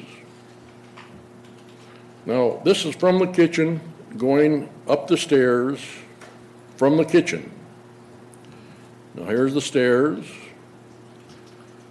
And now here's the stairs coming from the entryway. So there's two ways to get upstairs. This is the entryway with the door closed and showing the foot wall. Basically, that's all the pictures I have. Now, we feel that from the time that we supposedly had to rent it, we rented it for would have rented it for $1,800 a month.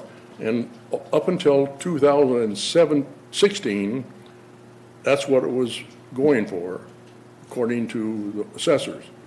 But then they raised it to $2,400. I made a mistake and agreed to it in 2016, but 2017, I am now fighting that. I feel $1,800 is sufficient because of the fact that our dining room is right above the bedroom of the apartment down below. And she can hear us walking. And if you've ever been on a trip, we always ask for the top floor because people just run around and make all kinds of noise and things like that. So we know what it's like. And if I had to rent it out for any more, I would have to have a contract that said if the person below in the apartment was annoyed by the noise that you made, I'd have to give you a 30-day notice. We are very quiet, and if we had to rent to someone, we would rent to people like us who are older. And I don't know if you've ever heard of TV ears. We use those to keep the noise down at night in case she's asleep in her bed.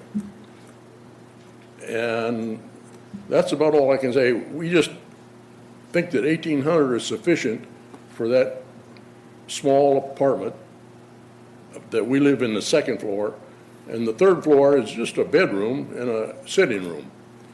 So that's all I'm going for is the fact that when we went to the Mills Act, we got a 50% discount in the taxes.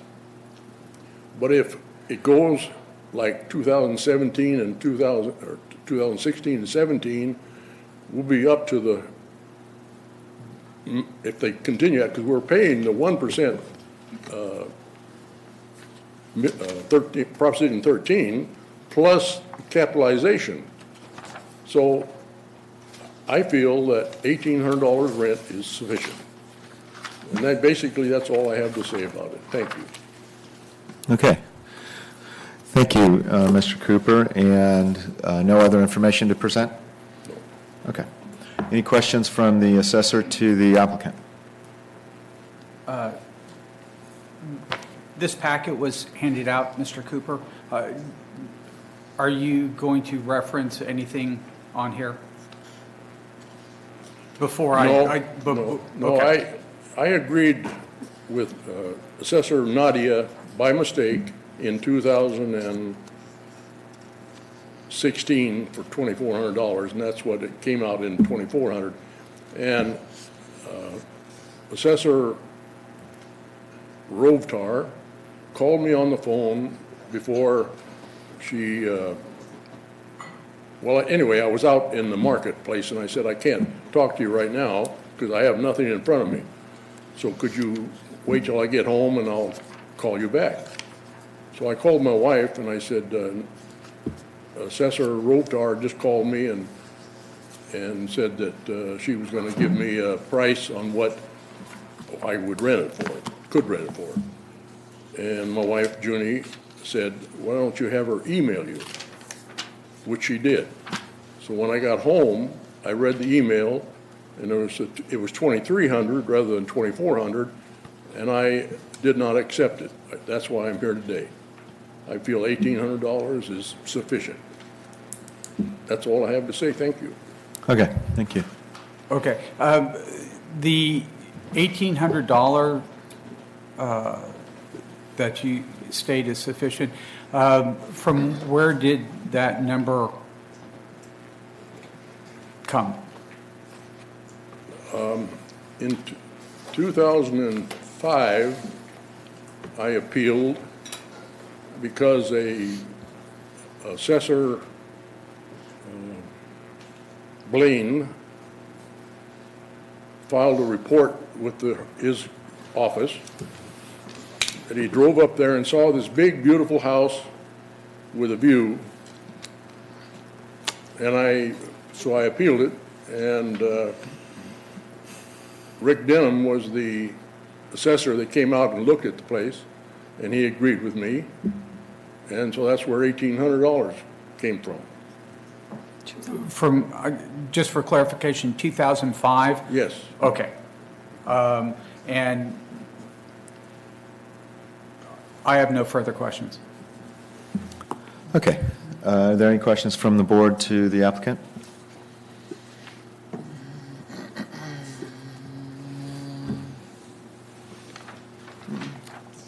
Okay, I don't have any either right now.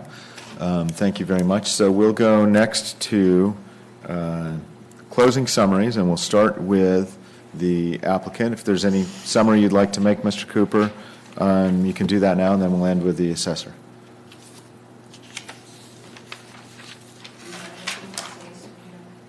What?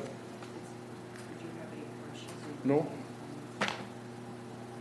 Okay. Any other, no other information you'd like to present? Not that I know of. Nope. Okay. So we'll go to a closing summary by the assessor. Mr. Cooper, just want to express appreciation for allowing the assessor to come into your house, take a look at it, and see a beautiful house. I mean, the photos on the iPad, the woodworking, you've done a nice job keeping this up to date. Very impressed with the detail that went into the original craftsmanship of it. With regards to our valuation, there are three possible approaches: the market approach, the Prop 13 factor-based share value, and the Mills Act value. And we take the lesser of the three. And Ms. Rotar put together an analysis and determined that the Mills Act value or Mills Act calculation was the lesser of the three, and she provided comparable rents to justify the values used. And with that, we asked the board to sustain the recommended value, sustain the recommended value that Ms. Rotar has provided to the board of $311,711. I had one quick question to the assessor. Do I get to possibly revise my close upon the answer? It's a general question, not specific to the, I just wanted to catch you before you ran off. I had a quick question about the Mills Act. Would the income capitalization method still be in place if the property was a single-family residence as opposed to a duplex? It would, and had he lived in the single-family residence, then the cap rate would have been, for this year, I think like 9.69. Had he rented it, it would have been 7.69 because of the risk component. There's a difference of 2%. Owner-occupied, you get 4%. For non-owner occupied, it's only 2%. Okay, thank you. I wanted to catch you before you ran off. Thank you. Thank you. I'm a little confused. Current and old value is 333,000, and you're reducing it to 311. Is that correct? Yeah, I had a difference in opinion with the rent and expenses that the original appraiser who enrolled the 2017 value. So my expenses actually went up a little bit, and my rents, actually, they ended up increasing slightly. Thank you. Okay, any I do other? have a question if I can. Yep, go ahead. I just want to reiterate that the house was built in 1889 by Selwyn Shaw. And so it was the Shaw House, and the whole block is the Selwyn Shaw Cooper block. That's all I wanted to say. Thank you. It's interesting. Thank you very much. Okay. Any other comments, questions from the board? No? Any final comments from the assessor? Okay, so we'll close the hearing to public testimony. Thank you both for for your presentations. We will again deliberate in closed session later today, and Mr. Cooper will be able to get a minute order out to you shortly with a decision. Thank you. Just out of curiosity, Mr. Cooper, are you related to the builder of the home? Are you related to the builder? The builder? Are you the son of the fellow that built the home? I can't hear, I'm sorry. Yeah. I'm hard of hearing. Okay. Are you relation to the builders of the property? No. Oh, okay. Yeah. I was going to ask. I wouldn't be here. Okay, and so we'll go, let's see, what time is it? 11:35. We'll go next to item 24 on the agenda, and it sounds like we might be doing that together with item 31. So application 17-10497 and 17-10561, Amar Nadig and Kavitha Nahar. Either, Okay. it's up to you, either place. Is that everyone okay with moving forward right now? Okay. I'll hand out So- the applications, and just to clarify, there are two separate applications, but they're being represented by the same person, so. I assume, actually, does it make a difference to anybody which application we start with? I'll say it's applicant's choice. We just need clarification because it looks as if both of them have been deemed as being owner-occupied with homeowners exemptions, and the assessor believes that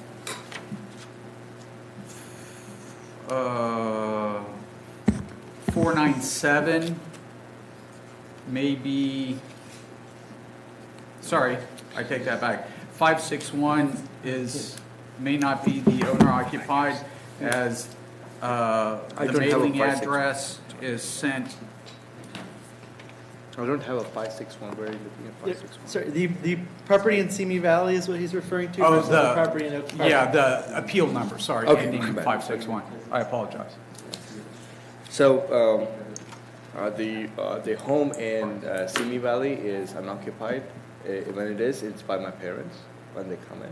Okay, so that one is a non-owner occupied residence.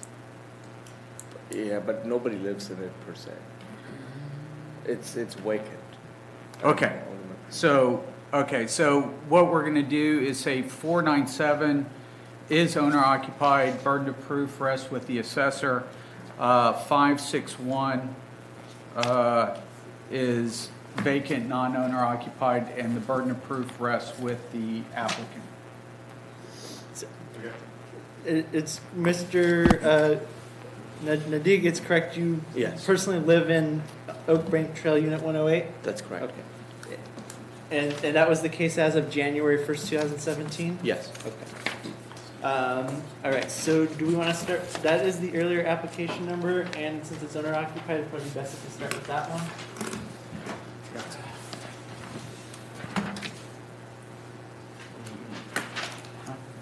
Okay, so we're hearing, first, we're hearing item 24, application 17-10497. That's all good. Single-family home, owner occupied.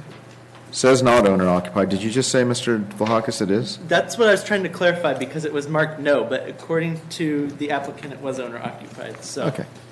Probably a misunderstanding of that question. Okay. A lot of people mismark it. Okay, and so why don't we hear, if we could, a brief overview from the assessor, and then the applicant's presentation will be first, after that. Thank you. Rick Denham, Ventura County Assessor's Office. The subject property is 5766 Oak Bank Trail. It's a condominium in Oak Park. Roughly speaking, if you know where the high school is, it's kind of a couple blocks north of the high school. Is that a fair description? Yeah. So it's a condominium, and this is for a decline in value. We have accepted, obviously, the burden of proof. Just to note, the subject was purchased in April 27th, 2015, about a little over a year and a half prior to this, for $395,000. And that's about it, and now he can do his presentation. No. Oh, sorry. No, we have the burden of proof. Oh, I'm sorry. Now we'll do our presentation. Never mind. Before you I got begin, mixed up too. are So that's findings correct. requested by any party in this case? No findings of fact. And it looks like on both applications, Mr. Nadig, findings of fact are not requested by the applicant, is that right? Yes. Okay.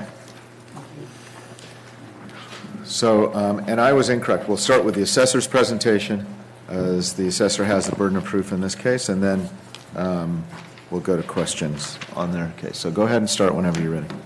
Okay, once again, these are all condominiums. What I used 4 condominiums from the subject building. It looks like they may be model matches, but they're slightly different square footages, except for the first one, which is exactly the same square footage, but if they're not model matches, they're only, I think, 13 feet apart. So in essence, maybe it's 4 model matches that we're doing. All of these, sort of a very tight range here. All of these closed between $405,000, $416,000, either obviously late in 2016 or early 2017, second half of 16, 17. I would point out that because these are condominiums, due to similar square footage and attributes, I didn't make an adjustment, negative or positive, because they're really quite alike. I rounded, I supported $410,000, but the Prop 13 value is $409,561, and that's based on the purchase back in 2015. Basically, it's just been Prop 13 a couple of tax years. So that's where we came up with that number. And then it seems to be supported in the marketplace by the data given. So that's basically it. Call it, if not 4 model matches, exactly, certainly the one next door is. And you can see my comps sort of at the bottom of the page. South of there, you, I think, head towards, or wait a minute, probably to the east. Anyway, it's very close to Oak Park High School. I also included some pictures from the MLS of the subject at the end. in addition to the other pictures, and you kind of get an idea of what it was like when it sold about a year and a half prior to this. And that's my presentation. Okay, thank you, Mr. Denham. And Mr. Nadig, do you have any questions of the assessor? Okay, no questions from the applicant. Any questions from the board? To the assessor, you said they're in the same building? Are they in the same building or in the same track? Complex. If I said, I'm sorry, I misspoke. It would have been complex. Thank you. Thank you. Okay, any other questions from the board?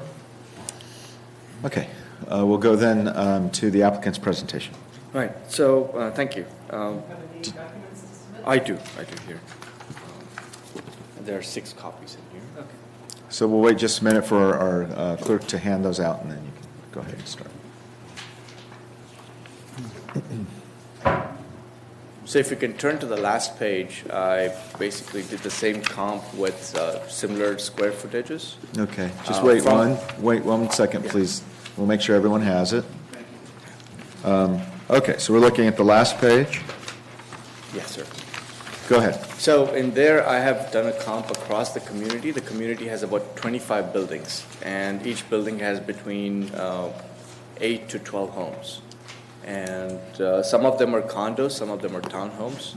And the corner units typically have an additional advantage, while the middle units don't have that much because they are pretty much, they only have windows on one side of the home. And corner units actually have windows on the side wall also. So when you look at my property, it's one of those middle homes. And the other thing that's been happening in my community is that the HOA has been skyrocketing. So the sale prices have actually been all over the place. So corner units sell well, but middle units sort of have a lower value.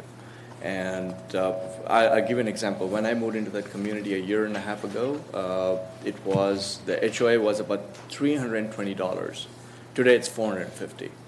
So they have, and that's the reason why we have not been able to sell our homes at a market price like everybody else thinks the market's going up.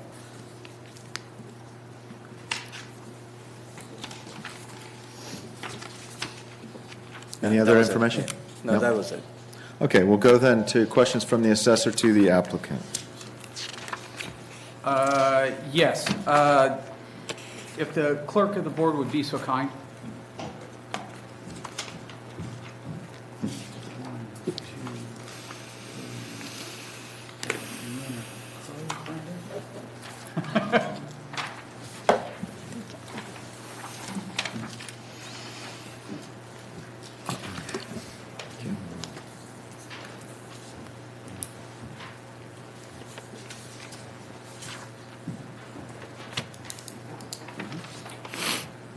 The applicant was kind enough to provide the assessor the grid in advance, and the assessor looked at the comparables, and so I'm going to go down the list and hit a couple of them. Sir, did you realize that your first comparable, the 578 Water Oak Lane, Unit D, the value of, or the selling price was only a partial interest transfer? No, I wasn't aware of that. Okay. On the second comparable, did you realize that that unit was not in your subject's complex? Yes, I did, and I included that because it was in the same town. That was Okay. the only one exception that I had. Okay. And then on the fourth one, I believe there may have been a clerical error in compiling the grid, because we could only find that this sold in August of 2017 for $390,000 and not March of 17 for $290,000. My apologies if I made it might have been a typo. That's quite all right, just bringing it. So, your fifth comparable, the 684 Sutton Crest Trail Unit 103, we ended up using that one. I believe that's our comparable number 2. Was there a particular reason why you didn't use any other comparables that were of 1,200 square feet instead of going down to the 1,100 square feet? I did. I went to Zillow and I picked up whatever was recently sold plus minus 3 months, and I just compiled them in Okay. here. And do you, and maybe this is more of an education thing, the assessor doesn't go off average square foot. But if we were to, and taking out those three, the value range would end up being unadjusted because you didn't adjust for square footage and any other attributes, would be 329 to 353 per square foot. And our 330 falls well within that range. So do you have any other information that the assessor needs to consider with regards to the subject property? Yes, so when we tried to put the house on the market, that was the price we got from a realtor. And that's what they said, because based off of the HOA and the way it's selling, these units are priced at around that range. That was all. I mean, that's not really formal or anything, but we did have that conversation with the realtor too. When was this? This is about 3 or 4 months ago. Okay. Excuse me, too. Did you actually ever put the house on the market? No, we did not. Okay. That was the reason we held back, and we said there was no value in losing money in 2 years. I have another question. You talked about the dues going up, okay? Yes. Did that, looking at my comps and your comps from our building, I'm going to... Complex, boy. I want to make it a building. Help me, Mr. Curtis. And ignoring the one on Buttonwood because it's in another complex. Weren't all of those subject to the dues going up? I believe so, yeah. Yeah, okay. So in other words, during this time period with the data, it sort of, the sale prices kind of account for, yeah. I believe so. And no further questions. Okay. Questions from the board to the assessor, to the applicant?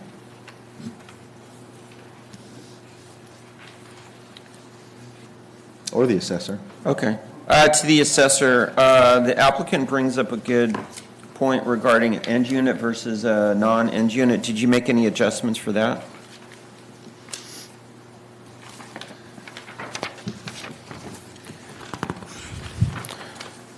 Simple yes, no question. Yeah.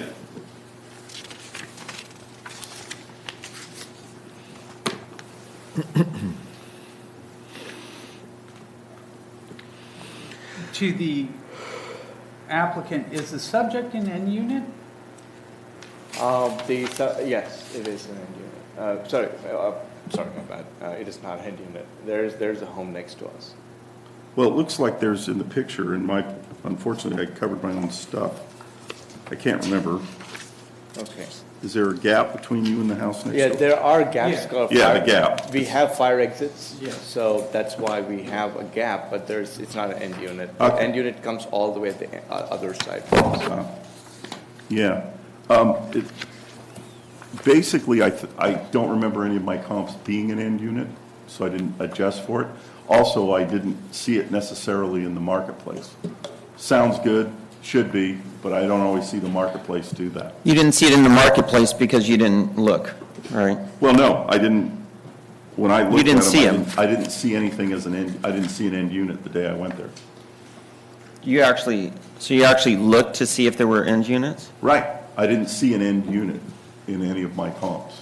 So they don't, I'm sorry if I can interrupt, they don't actually in the MLS have a way of indicating end units, so. they No, I all- physically looked at them. I didn't see an end unit when I physically looked. Okay. Yeah, that's why I was baffled by his. Mine covered it, but I didn't remember his being an end unit either. I have no other questions. Thank you. Okay. Mr. Crowe? Okay. Ms. Porsche? I was looking at your overview aerial. It looked like there's a suggestion that number 3 might be an end unit, and I'm not sure about number 4.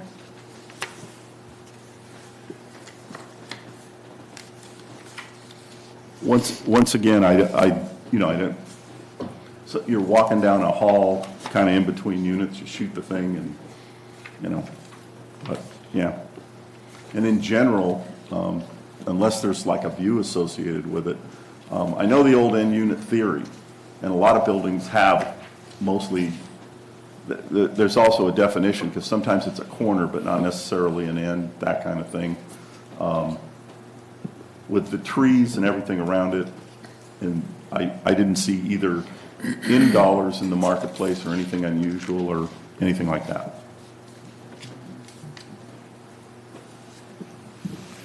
Okay. Any other questions from the board? To the applicant, as far as the skyrocketing HOA fees, are those permanent fees, or are they just sometimes the fee might go up because of a temporary increase? No, it's permanent. It is permanent? Yes. Okay. So we are actually fighting with the HOA to reduce the dues because they are, I'm sorry if it's out of topic, but they have actually, we used to have water bills included in our HOA. Sure. Now they have separated that and they've further increased our rent. So we are responsible for the water as well as for the increased dues in the HOA. So they have gone all over the place with the fees. Gotcha. Okay. Thank you. Okay. Sounds like we don't have any other questions from the board, so we'll go to closing summaries, and we'll start with the applicant. If there's anything else you'd like to say. Yeah, so keeping the HOA dues in mind, I was hoping that we would be able to come to the adjusted cost. I know some of the data points that I provided were not within the range. I can work with the assessors to come up with a more cohesive number based off of the real adjusted prices. Okay, thank you. And any closing remarks from the assessor? Yes, the assessor put together 4 comparables from the subject's neighborhood. There's been talk about the HOA dues, and all of the units are affected, which means that the HOA dues are reflected in the sales price. With regards to the N units, comparable number 1 is clearly not an N unit, whereas comparable number 3 is, and comparable number 1 sold for more. So although location may be one of the key factors, apparently N units aren't necessarily a deciding point. With that, we've, again, 4 comparables, no adjustments were required. We set up a range of $405,000 to $416,000, and the factored base year value falls within that range, and we ask the board to sustain that value. Thank you. Okay, thank you. So we will close this hearing to public testimony. We'll be deliberating with other cases later. And so the minute order or decision will come from the clerk, or you can check in. So we'll go next to the second application, item 31 on the agenda, application 17-10561. And the applicant is Amar Nadig.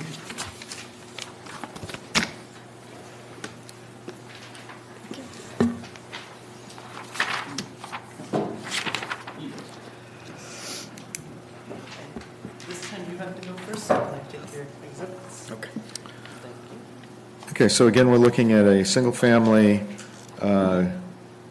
condominium or townhouse, not owner-occupied, as we discussed previously, and a decline in value application. And so let's start whenever we're ready.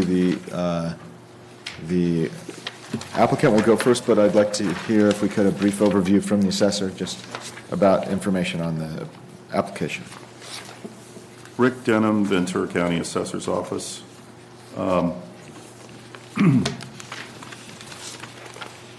As stated,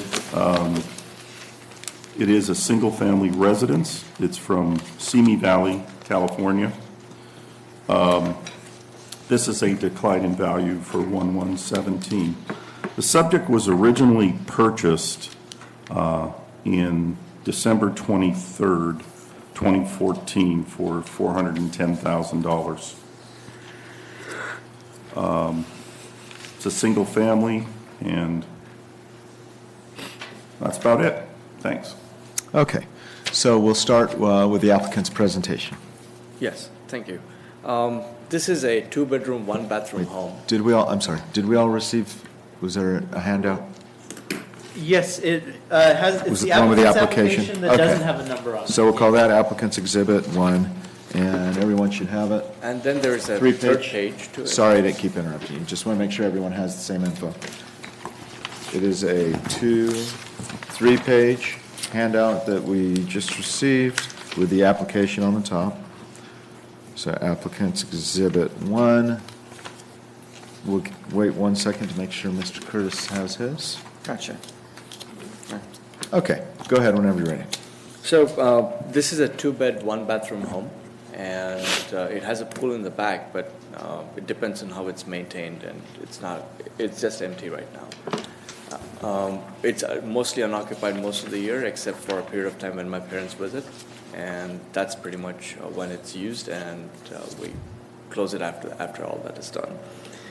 It can't be rented out because it's a very small unit, and that's about it. Actually, there's that's the reason why when I went through the comparables of the neighborhood using Zillow, it showed that homes of that value sort of fall in the 350s range, and it's not shown any appreciation in value in that way. So, and that's page number 3 in my exhibit. Okay, thank you. Are there any questions from the assessor to the applicant? I have a question for the board to consider. As no comparables were provided, and as the applicant has the burden of proof, does this meet the burden of production? The owners own, in answer to the question with permission of the chair, the owner's own estimate of value is one item of the evidence to be considered. That seems to be what the owner is primarily relying on, and there may be stronger case to be made with other comparable sales, but I believe he's met the prima facie. Okay, just need to make sure.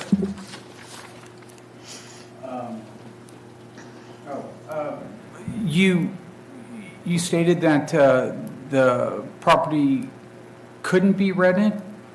It is very hard to rent unless you rent it to college students, and we don't want the property to be destroyed. Oh, okay. Okay, so it's possible to be rented. It's just how much aggravation that you want to absorb. Is that what it comes down to? Okay, I just hang on for a second, Mr. has a question. So, are you aware of the current rental environment in Ventura County? Yes, I am. I have a good idea of what it's going at. Okay. A lot of people with any kind of house have really a choice of tenants. You would probably be able to find something besides college students and to rent that. Don't you think that's reasonable or probable? It is probable. Again, the other thing Okay. is that my parents, when they visit, we would like them to stay nearby. Okay. And they come usually for 2-3 months. So our home's not that big to accommodate. So it's more you don't want to rent it? I would love to, but that 2-3 months of exemption would have to be given by the You by the prefer tenant. to, yeah, okay. All right. Okay, any questions from the board to the applicant? This little chart that you presented, could you kind of amplify what that implies? So what I usually do, or what I did in this case, is I went to Zillow, and it has this.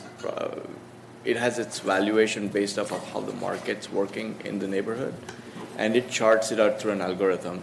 And I've relied on it for quite a while, and to basically decide if I want to buy or sell a home, or in fact, in this case, both the properties I've been wanting to sell them, but the data based on what Zillow gives me, I can't actually make any money on it. So that's why I've been asking for a reassessment here, because it doesn't seem to meet with what the county is expecting in taxes. Okay, thank you. Any other questions, Mr. Crow? I have none. Mr. Curtis? No? Okay, I don't have any questions right now. So we'll go to the assessor's presentation.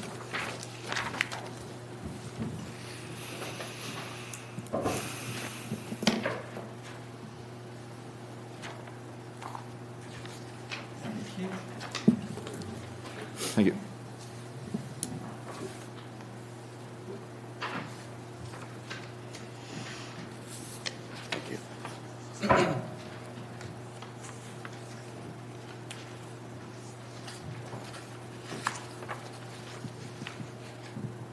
And thank you. Sir, if you would go to this page, right here. Oh, yeah. That's where I am. And I'll be starting at the grid. I do want to explain my comps. All my comps are from the subject neighborhood, and the applicant is right. His is the smallest model in the neighborhood, so usually all my comps are going to be bigger. I was fortunate that comp number one is a model match, except for one thing. At some point in their history, they added a half bath, but it's essentially our model with a half bath. And as noted, it was in better condition, not totally remodeled, but in better condition. The other two comps were original, I can state, and I assume the subject was also. The other big difference, of course, is that the subject has a pool. A pool in Simi Valley is not a bad thing. It's considered one of our warm communities, and so pools are more pleasantly accepted in Simi Valley, Thousand Oaks, Ojai, the warmer areas, Westlake, Oak Park. If you've ever been into those places in the summer, sometimes they can get delightful, but rather hot. So a pool's handy. The other thing about the model match is that it backs both flood control and a railroad. So the combined together is not helpful. The other two comps are vastly superior in size, so you'll see a rather large adjustment. And just to clarify, that adjustment also takes care of the bedroom differences. So the $79,000 negative adjustment includes the square footage, which sort of accounts for the bedroom. There's additional adjustment for fireplace and bathroom. So I did use three comparables. The bottom of my range was 457, just so happened, and that's what I came, and that's probably also my best comp. There's a picture of the comparables and their location.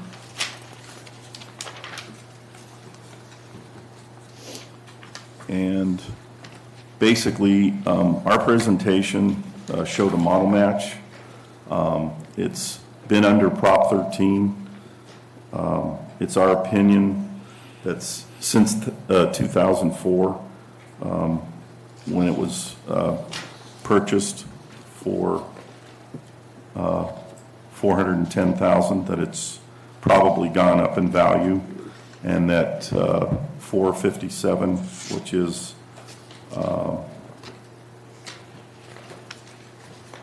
our final value, and it's also the prop roll value that we evaluated, current market, is reasonable, and obviously we're supported by three comps. And obviously, we think you should sustain. Thank you. Okay, thank you. Mr. Nadik, do you have any questions of the assessor? Yes. So keeping in mind that my unit is a 2-bed, 1-bath, the package itself is completely different from when you are looking at a 3-bed, 2-bath or a 3-bed, 3-bath, whatever that combination is. In an ideal world, we would have all 2-bedroom comps, but realistically, 2-bedroom comps are rare. And that's why we put most emphasis on the first comp, which sold for $440,000. It's basically your house. It did have an upgrade of a half bath over the years, and it doesn't have a pool, so it's sort of and it looked when we looked at a little better, condition than the average house in that neighborhood. So why didn't you choose to go with the 440 versus increasing the price to 457? We adjust. We have to adjust for the different items that your house has. Like a pool, as I've stated, is a positive in Simi Valley. It would cause people to pay more. People in Simi Valley pay more for pool homes than they do for the same home without a pool. Mr. Denham, just for the benefit of the applicant, could you just run through the adjustments kind of one at a time, whether it's a negative or a positive? Certainly. Thank you. I will. We'll start with comp 1. If you notice, we felt that the comp was in better condition than yours. Overall, it looks above average, slightly. And when we looked at the pictures, they called it good. It looked more like average plus to me, but I made an adjustment of $25,000, and that's a negative. So we lowered that comp's value by your comp. I'm sorry, we lowered the subject by $25,000. We also had the half bath. We lowered your house by $2,000. When it came to the pool, we raised your house by $27,000 because your pool is superior. Your combination of your various patios and the enclosed patio and porches, we raised yours by $7,000. And then he backs basically a railroad, which is not an enhancement, so we raised your house $10,000 as a better location. I'd rather be at your place than behind a railroad. Going on to comp number 2.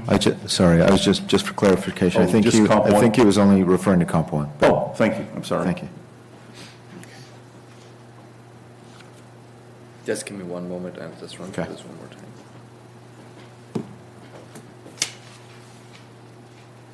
No more questions at this time. Thank you. Okay. Are there any questions from the board to the assessor?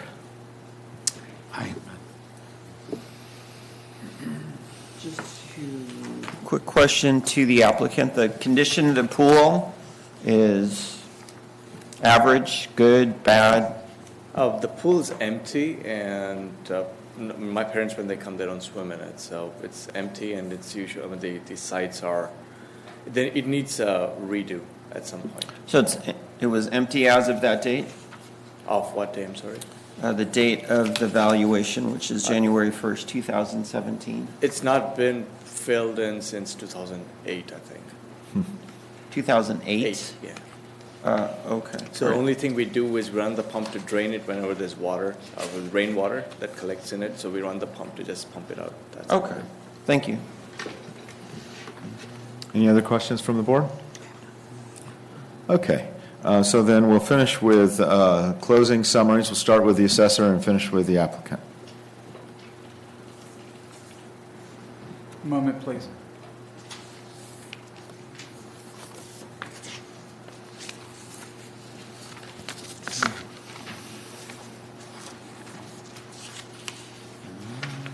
Okay. We, the assessor's office, put together a comp sheet, 3 comparables within the neighborhood.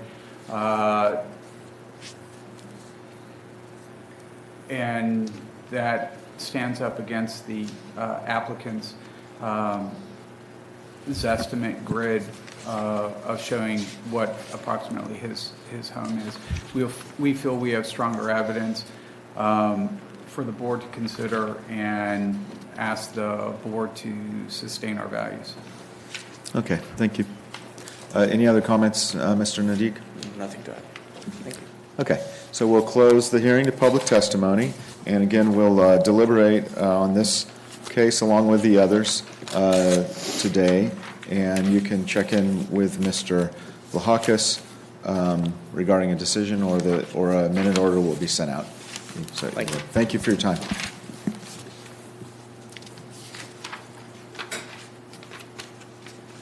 Okay, moving on to our stipulation agreements.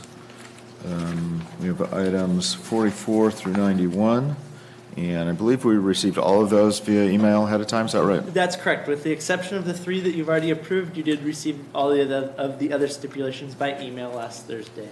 Okay, and are there any questions or comments on the stipulations? I've reviewed the stipulations and make the motion to approve as presented by the assessor. Okay. I'll second that. Okay, moved by Mr. Crow, seconded by Mr. Curtis. Sorry, I forgot your name for a second. That's fine. And the motion carries. One more vote? Vote? Thank you. Okay, so let's see, we'll be in deliberations, and Mr. Vlahakis, would you think it's best to adjourn for deliberations? Correct. There's no requirement the board come back, so Okay. I'd say adjourn at this time. So we're adjourned at about 12:12.